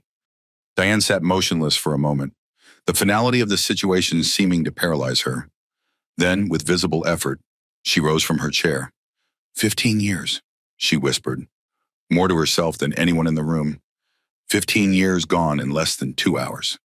As security officers moved to escort her from the room, Emily Carson offered one final observation. "Ms. Reynolds, it wasn't the past 2 hours that ended your career. It was the moment you decided that a child didn't deserve the same respect and service as other passengers based solely on his appearance. Everything that followed was simply the consequence of that decision." The door closed behind Diane Reynolds, formally concluding her 15-year career with Skyward Airlines. In the quiet that followed, Carson turned to Rodriguez. "Make sure the termination documentation is archived with the highest security clearance. Mr. Thompson wants this incident to become a case study for our anti-discrimination training program." Rodriguez nodded, already typing notes on her tablet. "I'll coordinate with legal and HR to develop the training materials. This is going to transform how we approach these issues company-wide." As they gathered their materials to leave the conference room, both executives recognized that while one career had ended today, something more significant had begun. A systematic reevaluation of how Skyward Airlines would identify, prevent, and address discrimination at every level of its operations. At 2:17 p.m., Jonathan Thompson stood near Gate D47 facing the assembled passengers from Flight SR 892. Nearly all had lingered in the gate area, foregoing their connecting flights or ground transportation to witness the conclusion of the extraordinary events that had begun 37,000 feet above the Midwest. They formed a semicircle around him, their expressions ranging from curiosity to admiration to lingering indignation on Marcus's behalf. Marcus stood beside his father, his posture straight but relaxed, his astronomy magazine tucked under one arm. The transformation in the boy was remarkable, the tension and humiliation of the past hours replaced by quiet confidence now that justice had been served. "Ladies and gentlemen," Jonathan began, his voice carrying natural authority without requiring volume, "I want to thank you for your patience throughout this unusual situation. What should have been a routine flight became something quite different due to the unacceptable behavior of one employee." He paused, scanning the faces before him. Mrs. Garcia with her silver bob and pearl necklace. William Patterson still discreetly recording on his phone. The Austins standing close together, and many others who had witnessed Diane's discrimination against Marcus. "First and foremost, I want to apologize on behalf of Skyward Airlines. What happened today violated everything our company stands for, our core values, our training protocols, and our fundamental commitment to treating every passenger with equal respect and dignity." Several passengers nodded in approval, while others maintained attentive silence. "I founded this airline 20 years ago with one guiding principle, that air travel should be an experience where everyone, regardless of their age, race, gender, or background, receives the same high standard of service. Today, that principle was violated, and for that, I am deeply sorry." Jonathan rested a hand on Marcus's shoulder, the gesture both protective and proud. "My son showed remarkable composure in the face of treatment that no passenger, and certainly no child, should ever experience. I'm grateful to those of you who spoke up, who offered support, and who documented what was happening." Mrs. Garcia smiled warmly at Marcus, who returned the expression with a small nod of acknowledgement. "I want to be transparent about what has occurred since we landed," Jonathan continued. "The flight attendant responsible has been terminated from Skyward Airlines, effective immediately. This isn't simply administrative action. It represents our zero-tolerance policy for discrimination of any kind." A murmur of approval rippled through the gathered passengers. Furthermore, I've directed our executive team to implement a comprehensive review of our training protocols, with particular emphasis on recognizing and preventing discriminatory behavior. This incident will become a case study in our employee education program, ensuring that every member of our staff understands both the ethical and professional implications of such conduct. William Patterson nodded approvingly, clearly recognizing the systemic approach being outlined. As a token of our appreciation for your patience and understanding during this situation, every passenger on flight SR 892 will receive vouchers for 10 free first-class flights on any Skyward route. These vouchers will be sent to your registered email addresses within 24 hours. This announcement drew surprised expressions and appreciative murmurs. The value of such vouchers, potentially worth thousands of dollars per passenger, demonstrated the seriousness with which Jonathan viewed the incident. Additionally, I've instructed our customer service teams to reach out personally to each of you in the coming days. If you experienced any inconvenience due to delayed connections or ground transportation, we will make appropriate arrangements to address those issues. Jonathan's expression became more solemn. Beyond these immediate actions, I want you to know that today's incident has prompted a broader examination of how we prevent discrimination throughout our operations. Marcus, he glanced down at his son with evident pride, has suggested creating an initiative specifically focused on protecting young passengers from similar experiences. Marcus looked up in surprise, clearly not expecting his idea to be mentioned in this forum. The Dignity Initiative, as Marcus has named it, will develop comprehensive training materials, passenger resources, and reporting protocols to ensure that no child ever faces what he experienced today. We'll be implementing this program across all Skyward operations within the next 30 days. The announcement generated spontaneous applause, with several passengers looking at Marcus with newfound respect for his contribution to systematic change. Finally, Jonathan concluded, I want to thank those of you who provided witness statements and video documentation of today's events. Your willingness to stand up for what's right, to refuse to be silent in the face of injustice, embodies the best of what we can be as a community, whether in the air or on the ground. Mrs. Garcia stepped forward, her years as a school principal evident in her commanding presence despite her diminutive height. Mr. Thompson, she said, her voice carrying clearly, I speak for many of us when I say that your response to this situation has been exemplary. The swift action, the transparency, and most importantly, the systematic changes you're implementing demonstrate true leadership. Murmurs of agreement spread through the crowd. But the real hero today, she continued, turning toward Marcus, is this young man. The dignity with which he handled himself throughout this ordeal was extraordinary. Many adults wouldn't have shown such composure and grace under similar circumstances.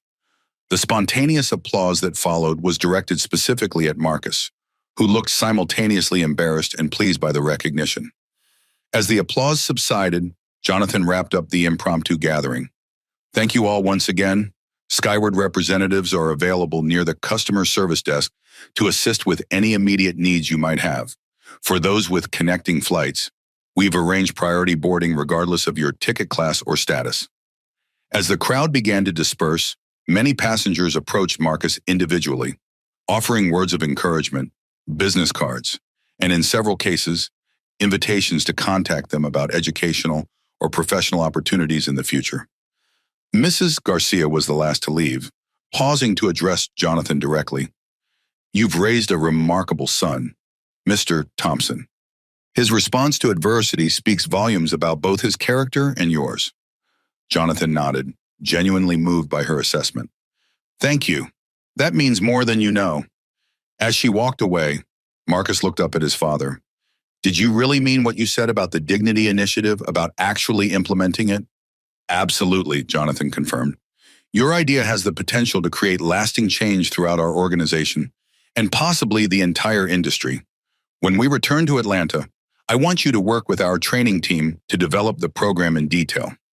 The look of pride that spread across Marcus's face was the perfect conclusion to an address that had transformed a discriminatory incident into a catalyst for systematic improvement, not just for Skyward Airlines, but potentially for air travel as a whole. By 2:45 p.m., Conference Room B at Denver International Airport had been transformed into Skyward Airlines Command Center for responding to the incident on flight SR 892. The long table was surrounded by key members of the crisis management team, each focused on their specific area of responsibility in addressing the fallout from Diane Reynolds' discriminatory behavior. Thomas Wilson, Chief Operating Officer and Jonathan's most trusted lieutenant, stood at the head of the table. At 46, with salt and pepper hair and the measured movements of someone who had navigated numerous corporate challenges. Wilson had been Jonathan's friend since their college days and had helped build Skyward from its earliest stages. "All right, team, let's assess where we stand," Wilson began, his deep voice commanding immediate attention. "Emily, status on the termination process." Emily Carson, still in the same professional attire she'd worn during Diane's formal termination, consulted her tablet. Completed at 2:37 p.m., all company property recovered, credentials deactivated, and final documentation processed. Ms. Reynolds has been escorted from the premises by security. She scrolled to the next item in her report. "We've initiated a comprehensive review of her personnel file, focusing particularly on the 7 previous complaints that didn't trigger disciplinary action. Preliminary analysis suggests a pattern of similar behavior targeting passengers of color, though none as blatant as today's incident." Wilson nodded grimly. "That's a systematic failure we need to address. How did those complaints slip through without triggering intervention?" "They were classified as customer service issues rather than discrimination complaints," Carson explained. "Our current system doesn't automatically escalate unless specific language is used in the complaint. It's a gap we've identified and are already working to close." "Good. Maria, what's our legal exposure?" Maria Rodriguez, the company's chief legal counsel, looked up from her notebook. "Significant but manageable. The incident clearly violated federal regulations prohibiting discrimination by common carriers. Under normal circumstances, this could trigger investigations by both the FAA and Department of Justice Civil Rights Division." She adjusted her glasses before continuing. "However, our immediate and comprehensive response works strongly in our favor. The termination was swift and well documented. Mr. Thompson's personal intervention and public apology demonstrate corporate accountability at the highest level, and the systematic changes being implemented show good faith effort to prevent future incidents." "What about potential civil litigation?" Wilson pressed. "Given that the victim was Mr. Thompson's son, that's unlikely," Rodriguez replied, "but we're preparing defensive documentation in case any passengers decide to file claims related to emotional distress from witnessing the incident."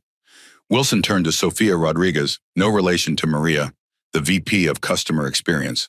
"Sophia, what are we doing for the passengers who witnessed this?" Sophia, a polished professional in her late 40s who had built Skyward's customer service department from the ground up, consulted her own notes. "All passengers from SR 892 have received the vouchers for 10 free first-class flights as Mr. Thompson promised. We've also upgraded anyone with connecting flights today to first class regardless of their original ticket." She continued with methodical precision. "Additionally, we've assigned senior customer service representatives to personally contact each passenger within 24 hours to address any specific concerns or needs. For those who provided witness statements or video documentation, we're sending personalized thank you packages that include lifetime platinum status with the airline." Wilson nodded approvingly. "Excellent. James, what about public relations?" James Miller, the director of onboard services and a former flight attendant himself, straightened in his chair. At 39, with 17 years of aviation experience, Miller understood the operational implications better than anyone else in the room. "The situation is evolving rapidly on social media," he reported. "Videos from the flight have accumulated over 2.3 million views across platforms in just 4 hours. The hashtags #SkywardJustice and #CEODad are trending nationally." He swiped through several screens on his tablet. Interestingly, public response has been overwhelmingly positive, not toward the incident itself, obviously, but toward Mr. Thompson's handling of it. The narrative forming online focuses on corporate accountability and immediate consequences for discriminatory behavior. "What about traditional media?" Wilson asked. "We've received 47 media inquiries in the past 2 hours. Miller replied, "Everything from local Denver stations to national networks and aviation industry publications. Our PR team has prepared a statement emphasizing three key points: the immediate termination of the employee involved, the comprehensive review of training protocols, and the implementation of the dignity initiative suggested by Marcus. Speaking of which, Wilson said, turning to Dr. Gabriela Ramirez, Skyward's Chief People Officer. Where do we stand on implementing Marcus's suggestion? Dr. Ramirez, who held a PhD in organizational psychology and had overseen Skyward's training programs for the past 8 years, looked up from her laptop. We've already assembled a task force to develop the Dignity Initiative. The program will have 3 core components. First, comprehensive anti-discrimination training for all customer-facing staff, using today's incident as a case study with names and identifying features removed.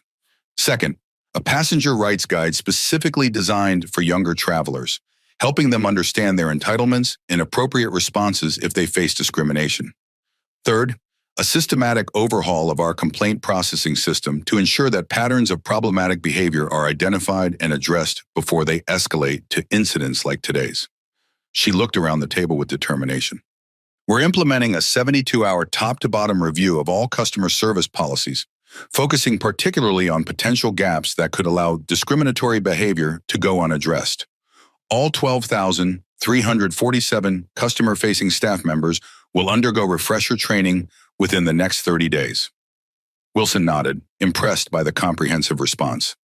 Timeline for full implementation. Initial training materials will be ready within 72 hours. Dr. Ramirez replied, full implementation across all hubs and stations within 30 days. We're treating this with the same urgency as we would a safety protocol update. The door opened, and Jonathan Thompson entered the conference room with Marcus at his side. The assembled executives rose respectfully, several nodding in approval at Marcus's presence. Please sit, Jonathan said, taking a position at the table opposite Wilson. Marcus and I wanted to hear your progress directly. Wilson provided a concise summary of the actions already in motion, his efficiency demonstrating why Jonathan had trusted him with day-to-day operations of the airline for the past decade. Excellent work, all of you, Jonathan said when Wilson concluded. This is exactly the kind of immediate, comprehensive response I expected. But I want to emphasize something important. Today's incident isn't just about one employee's behavior or even one company's response. It's about setting a standard for the entire industry. He looked around the table, making eye contact with each executive. I've already spoken with the CEO of the Air Transport Association. We'll be presenting the Dignity Initiative as an industry-wide standard at the next quarterly meeting. This isn't just going to change Skyward, it's going to change how every airline addresses discrimination. The executives exchanged glances, recognizing the expanded scope and significance of their work. One more thing, Jonathan added, gesturing to Marcus. I want my son to be directly involved in developing the training materials for the Dignity Initiative. He experienced this discrimination firsthand, and his perspective is invaluable in creating effective prevention measures. Dr. Ramirez nodded immediately. Of course, Marcus. We would be honored to have your input. Perhaps you could join our development team next week when you return to Atlanta. Marcus, who had been listening quietly, straightened in his chair. Yes, ma'am. I've already started outlining some ideas based on what happened today. The professional confidence in his response, so mature for a 12-year-old, drew appreciative smiles from around the table. As the meeting continued with detailed planning and assignment of responsibilities, it became increasingly clear that the incident on Flight SR 892 would become more than just a cautionary tale or corporate case study.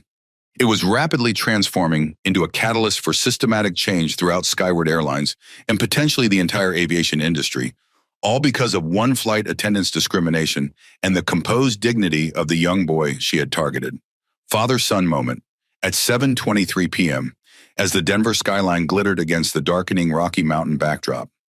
Jonathan and Marcus Thompson sat in the hotel restaurant, sharing a quiet dinner away from the intense activity that had consumed their day since landing. The prestigious Altitude Grill on the 27th floor of the Grand Summit Hotel offered panoramic views of the city and mountains beyond, but neither was paying much attention to the spectacular scenery. Instead, they were engaged in a conversation that transcended the extraordinary events of the day, delving into deeper lessons about dignity, justice, and the responsible use of power. Dad, Marcus said, setting down his fork beside his half-eaten chocolate lava cake, Can I ask you something important? Jonathan nodded, giving his son his complete attention. Of course, today, when Ms. Reynolds was being taken off the plane, she looked broken.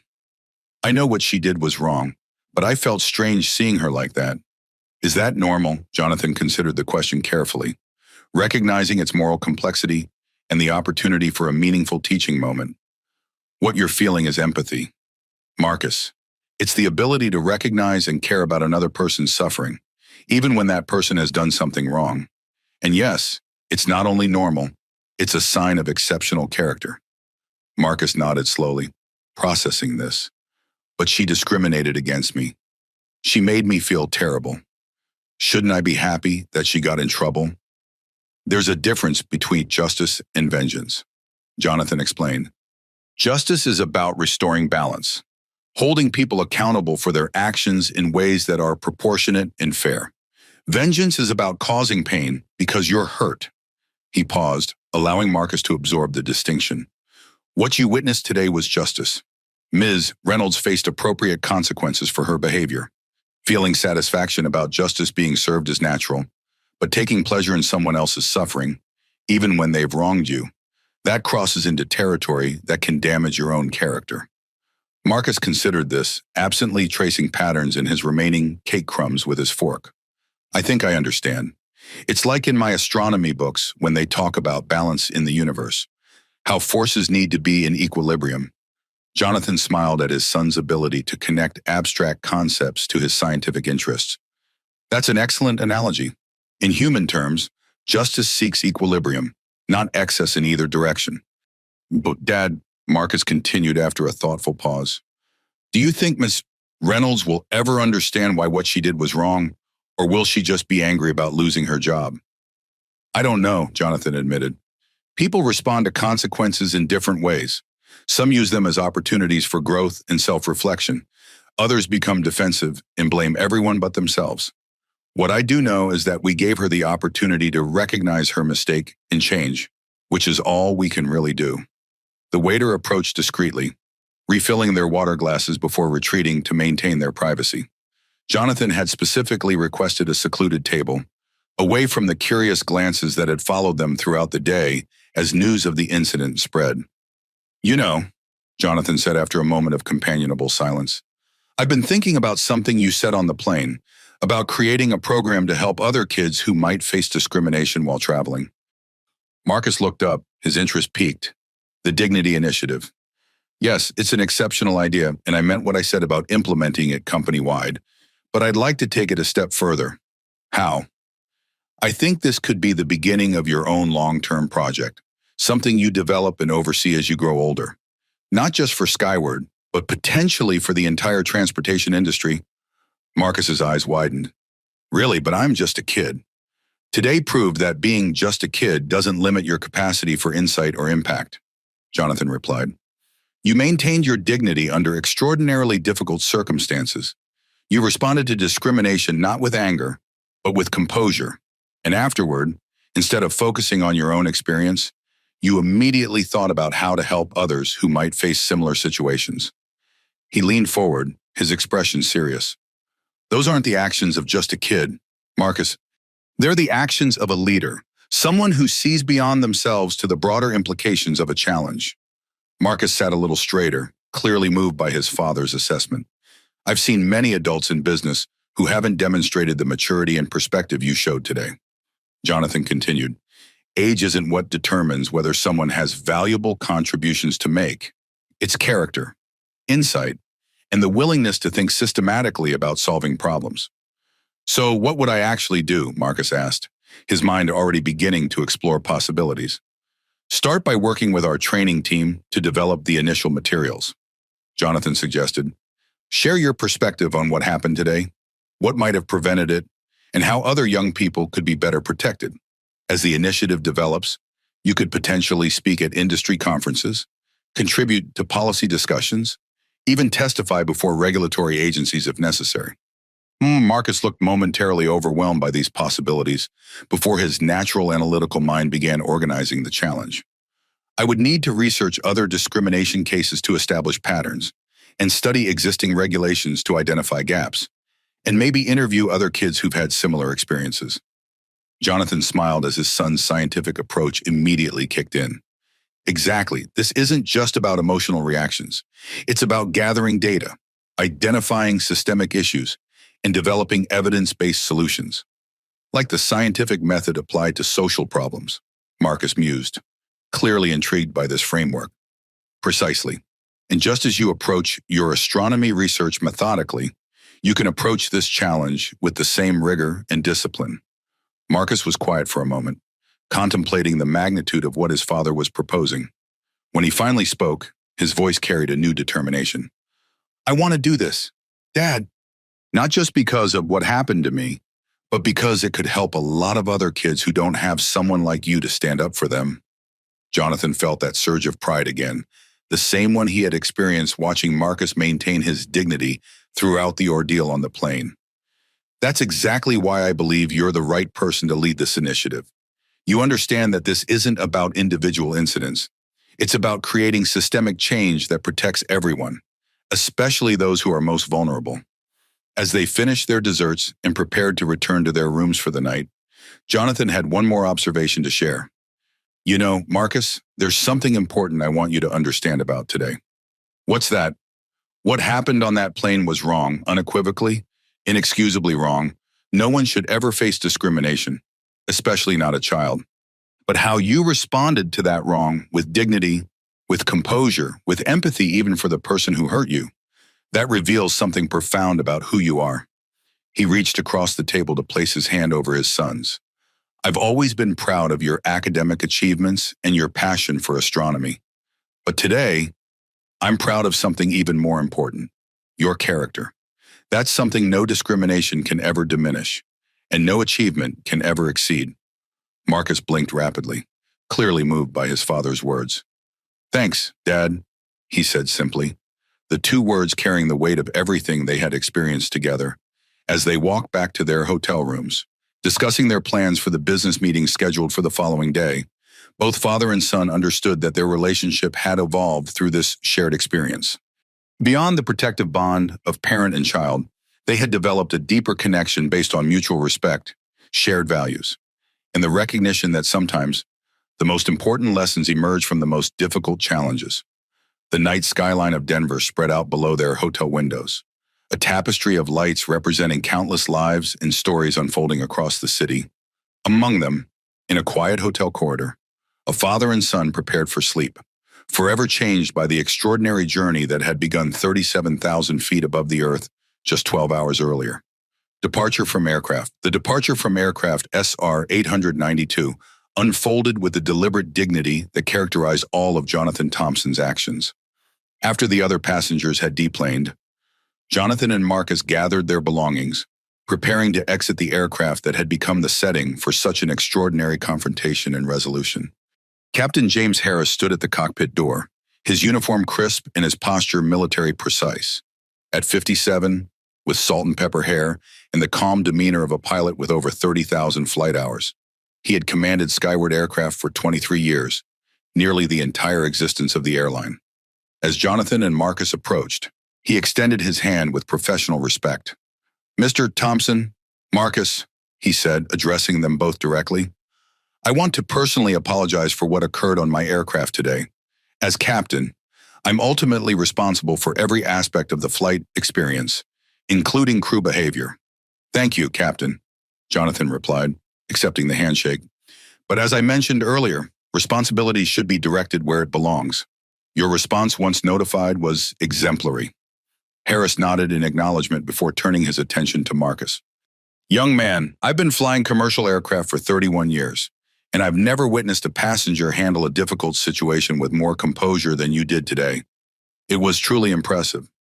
Marcus straightened slightly at the compliment. Thank you, sir.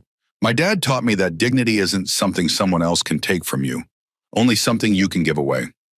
The captain's eyebrows rose in appreciation of the wisdom in this statement.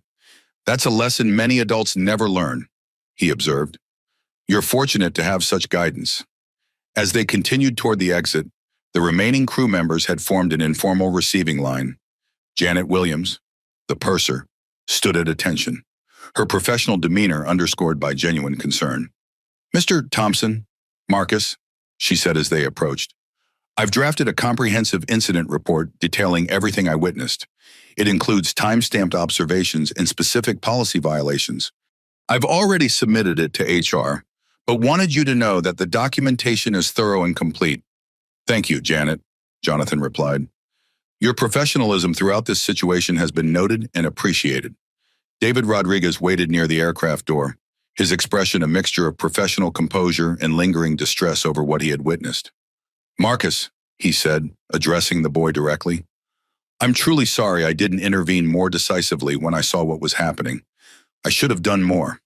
"You tried," Marcus replied with characteristic generosity. "You brought me both meal options once my dad revealed who he was. That was kind of you." David looked surprised by this gracious response. "Thank you for saying that. It means a lot." Jonathan made a mental note to follow up on David's future with the company. The young flight attendant had demonstrated exactly the values Skyward needed in its customer-facing staff, even if his intervention had been limited by professional hierarchy. As they finally stepped off the aircraft onto the jet bridge, Thomas Wilson was waiting, tablet in hand, and expression serious. "Jonathan, Marcus," he greeted them. "The response team is assembled in Conference Room B. Security has completed the removal process, and HR has finalized the termination documentation." "Thank you, Thomas," Jonathan replied. "We'll join the meeting shortly. First, I want to address the passengers who are still in the gate area." Wilson nodded, understanding. "They're waiting. Nearly everyone from first class and quite a few from the main cabin as well. Word spread quickly about what happened." As they emerged from the jet bridge into Gate D47, the assembled passengers broke into spontaneous applause, not the polite acknowledgement typically offered to deplaning travelers, but an earnest expression of respect and solidarity. Marcus looked momentarily startled by this reception before straightening his shoulders and walking confidently beside his father. Mrs. Garcia approached first, her silver bob catching the fluorescent lights of the terminal. "Young man," she said warmly to Marcus, "you handled that situation with more dignity than most adults could have mustered. Your father must be very proud." "Thank you, ma'am," Marcus replied. The manners his father had instilled evident even in this extraordinary circumstance. William Patterson was next, his attorney's precision evident in his carefully chosen words. "Mr. Thompson, the documentation has been forwarded to your legal team as requested. I've included timestamps, witness corroboration, and contextual notes that should prove useful if federal civil rights charges are pursued." "I appreciate your thoroughness, Miss Patterson," Jonathan replied, shaking the man's hand firmly. One by one, passengers approached to offer words of support, business cards, and in several cases, explicit offers of assistance should Marcus ever need educational or professional opportunities in their respective fields. The silver-haired businessman from Western Regional Airways, Arnold Blackwell, expressed renewed confidence in the pending merger. The Austins, both visibly moved by the resolution they had witnessed, shared contact information for future follow-up. A young girl, perhaps 9 or 10 years old, broke away from her mother to approach Marcus directly. "I saw what happened," she said simply. "You were really brave." Marcus looked momentarily surprised by this peer assessment before offering a small smile. "Thanks, it wasn't easy." "I know," she replied with the straightforward honesty of childhood. "When people are mean like that, it hurts inside even if you don't show it." Her mother approached, gently guiding her daughter back while offering an apologetic smile to Marcus and Jonathan. "I'm sorry for the intrusion, but Chelsea insisted on speaking with you. What happened today made a strong impression on her." "No apology necessary," Jonathan assured her. "Your daughter's observation was quite perceptive." As the impromptu receiving line continued, Thomas Wilson discreetly updated Jonathan on developments since landing. "Social media response has been extraordinary," he reported in a low voice. "The videos from the flight have accumulated over 2.3 million views in just 4 hours.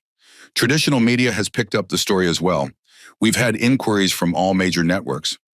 Jonathan nodded acknowledgement while maintaining his focus on the passengers still waiting to speak with him and Marcus.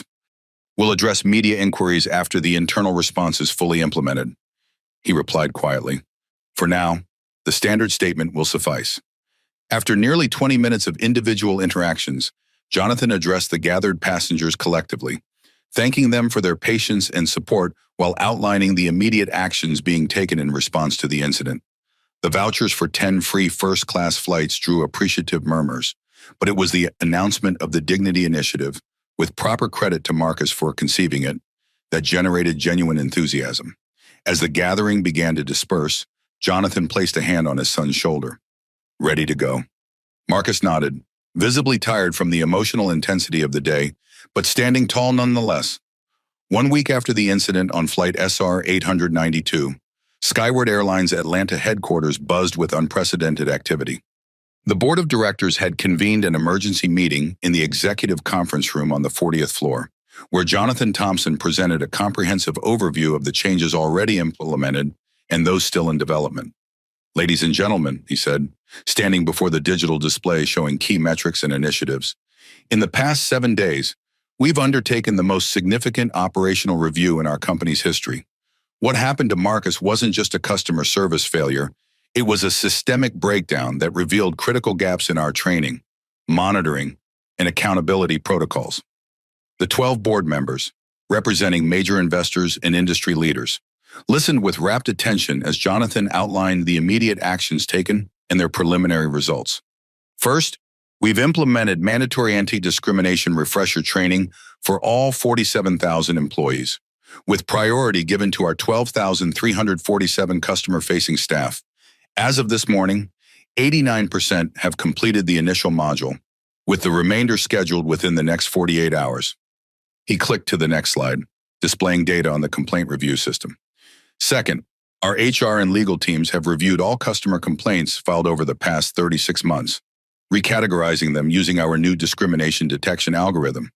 This analysis identified 127 incidents previously classified as customer service issues that should have been flagged as potential discrimination cases."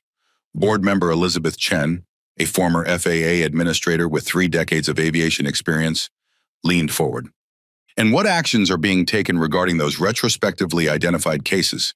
Each case is being individually reviewed," Jonathan replied.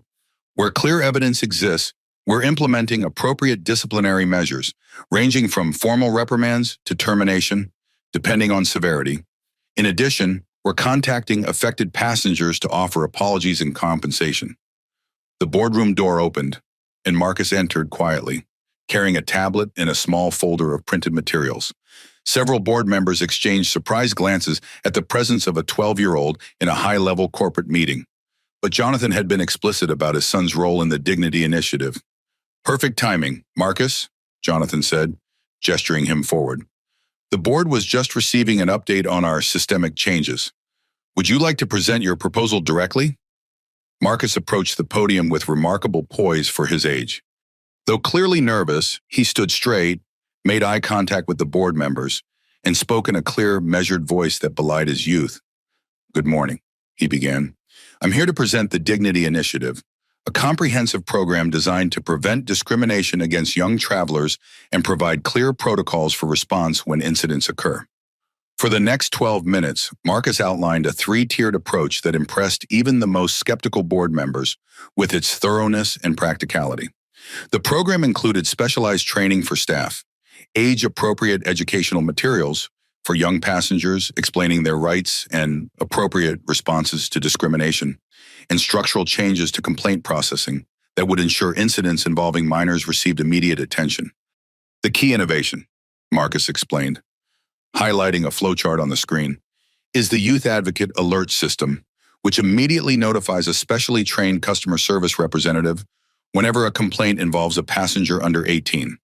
This ensures that young travelers without parents or guardians still receive appropriate support and advocacy." Board member Richard Blackwell, the silver-haired executive from Western Regional Airways, who had witnessed the incident on Flight SR 892, nodded approvingly. "This is remarkably comprehensive, young man. Have you considered how it might be adapted for passengers with disabilities or other vulnerable groups?" "Yes, sir," Marcus replied without hesitation. "The framework is designed to be modular, allowing specialized protocols for different vulnerable populations while maintaining consistent core principles." By the time Marcus concluded his presentation, the atmosphere in the boardroom had transformed. What had begun as professional courtesy toward the CEO's son had evolved into genuine respect for a young person with exceptional insight and analytical abilities. I moved to approve the Dignity Initiative with full funding of $4.7 million for immediate implementation across all Skyward operations, Elizabeth Chen announced, looking around the table at her fellow board members. Furthermore, I suggest we establish Marcus Thompson as a special advisor to the board on matters related to passenger dignity and equal treatment. The vote was unanimous, with several board members explicitly commenting on the initiative's potential to position Skyward as an industry leader in anti-discrimination practices. As Marcus and Jonathan left the boardroom, the boy couldn't contain his excitement any longer. They actually approved it, and they want me to be an advisor. Jonathan smiled, ruffling his son's hair affectionately. Of course they did. It was a brilliant proposal from an exceptional mind. But more importantly, it came from someone who had experienced the problem firsthand and could see solutions that others might miss. The incident that had begun as a humiliating experience for a 12-year-old had, in just 1 week, catalyzed changes that would potentially protect thousands of young travelers in the years to come. Marcus's idea, born in the aftermath of discrimination, had become corporate policy backed by millions of dollars in implementation funding.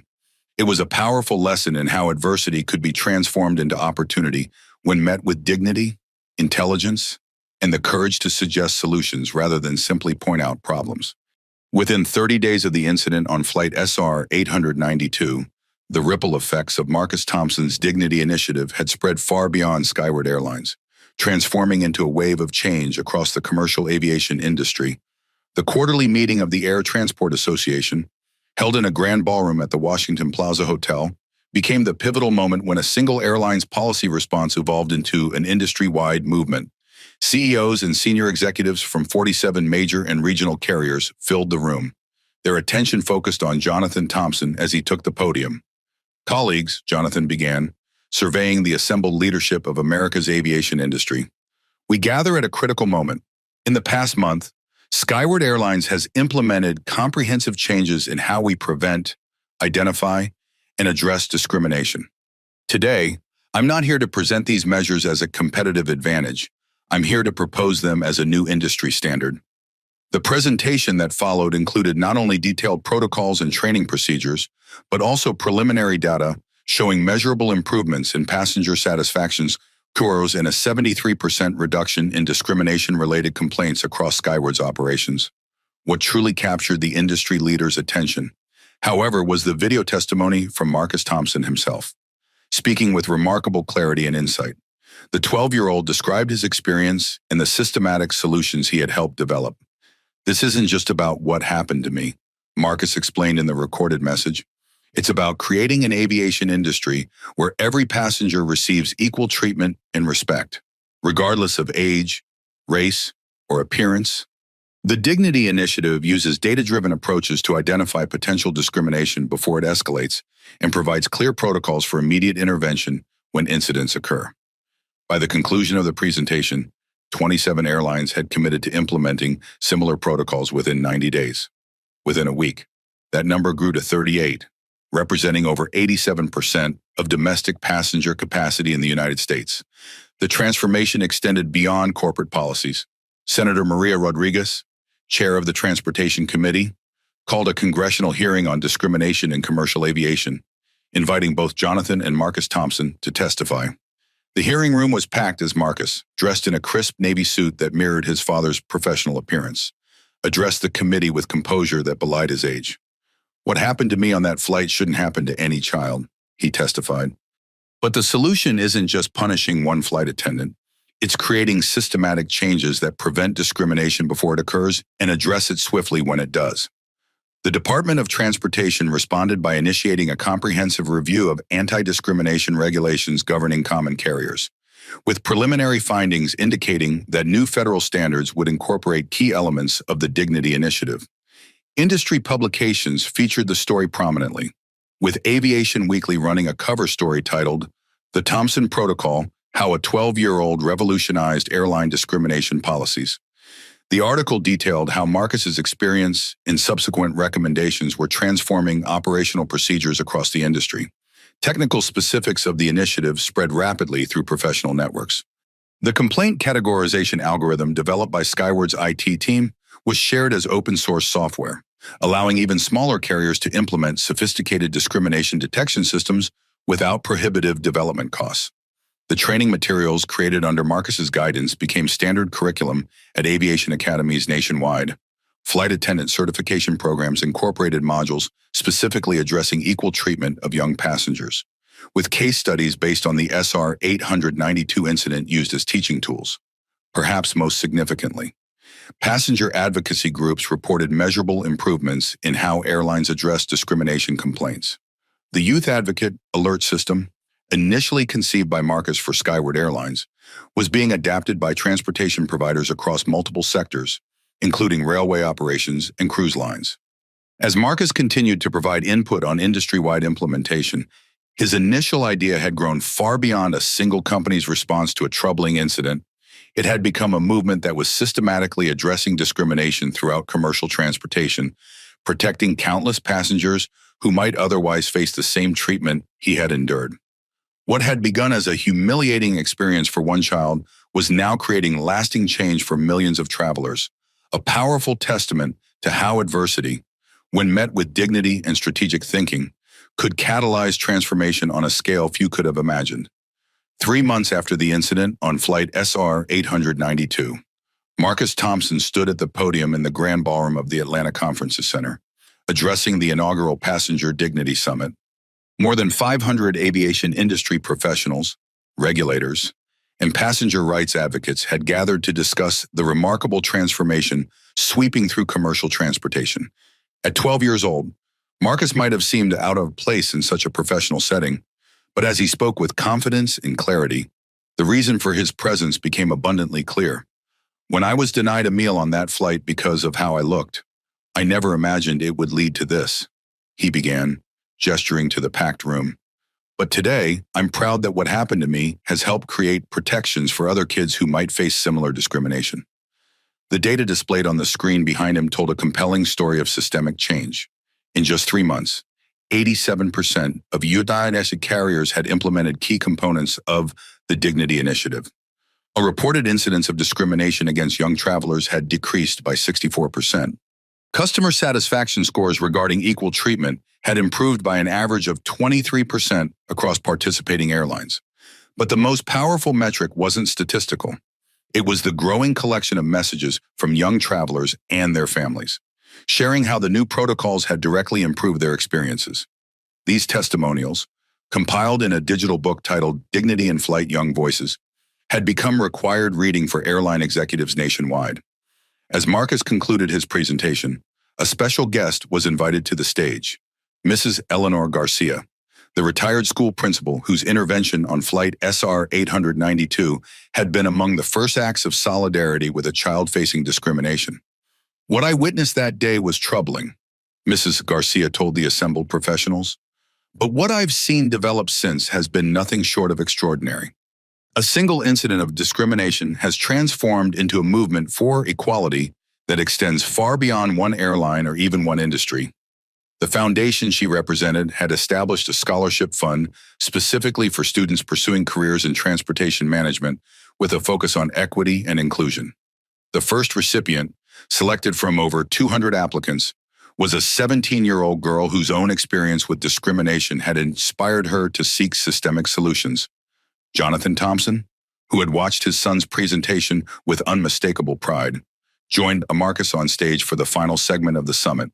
Together, they announced the establishment of the Thompson Foundation for Transportation Equity, with an initial endowment of $1.2 million dedicated to research, education, and advocacy work focused on eliminating discrimination in all forms of public transportation. What my son experienced was unacceptable, Jonathan told the audience. But his response, choosing dignity over anger, solutions over complaints, created something truly remarkable. The Dignity Initiative isn't just a policy or a training program. It's a reminder that even our most difficult experiences can become catalysts for positive change when we approach them with integrity and vision. As the summit concluded and attendees departed with implementation toolkits, training materials, and renewed commitment to equal treatment for all passengers, Marcus and Jonathan Thompson stood in the empty ballroom, reflecting on the journey that had brought them here. "You know, Dad," Marcus said, looking up at his father, "I've been thinking about something. When Mrs. Reynolds denied me food on that plane, she probably thought I was powerless. But I wasn't, and neither are all the other kids who might face discrimination. They just need the right tools and support systems." Jonathan nodded, once again struck by his son's insight. "That's exactly right. And thanks to you, those tools and systems now exist across the entire industry." 3 months after an incident that might have remained a painful memory, Marcus Thompson had helped transform commercial aviation's approach to discrimination. The dignity he had maintained during those difficult moments at 37,000 feet had become the foundation for systemic change that would protect countless other young travelers in the years to come. As father and son walked out of the conference center, Marcus carrying his astronomy magazine alongside the summit materials, they embodied the truth that dignity, maintained even in the face of discrimination, could become a powerful force for change, not just for individuals but for entire systems and industries. In the sky above, a skyward airlines flight carried passengers toward their destinations, each one now protected by protocols that ensured they would be treated with the respect and dignity that every traveler deserves, regardless of age, appearance, or background. If this story touched you, please take a moment to like, subscribe, and share it with others who might be inspired by Marcus's journey. Every time we stand up against discrimination or support those facing injustice, we create ripples of positive change in our communities. Have you ever witnessed discrimination while traveling? Or have you seen someone respond to unfair treatment with exceptional dignity? Share your experiences in the comments below. Your story could help others navigate similar situations with grace and strategic thinking. Subscribe to our channel for more powerful real-life stories that showcase resilience, justice, and the remarkable capacity of ordinary people to create extraordinary change. Hit the notification bell to ensure you never miss our weekly uploads featuring stories that remind us of our shared humanity and the power of dignity in the face of discrimination. Remember, justice doesn't always require dramatic confrontations. Sometimes, as Marcus Thompson showed us, the most powerful response combines dignity, documentation, and the determination to create systematic change that protects not just ourselves, but everyone who might face similar challenges in the future.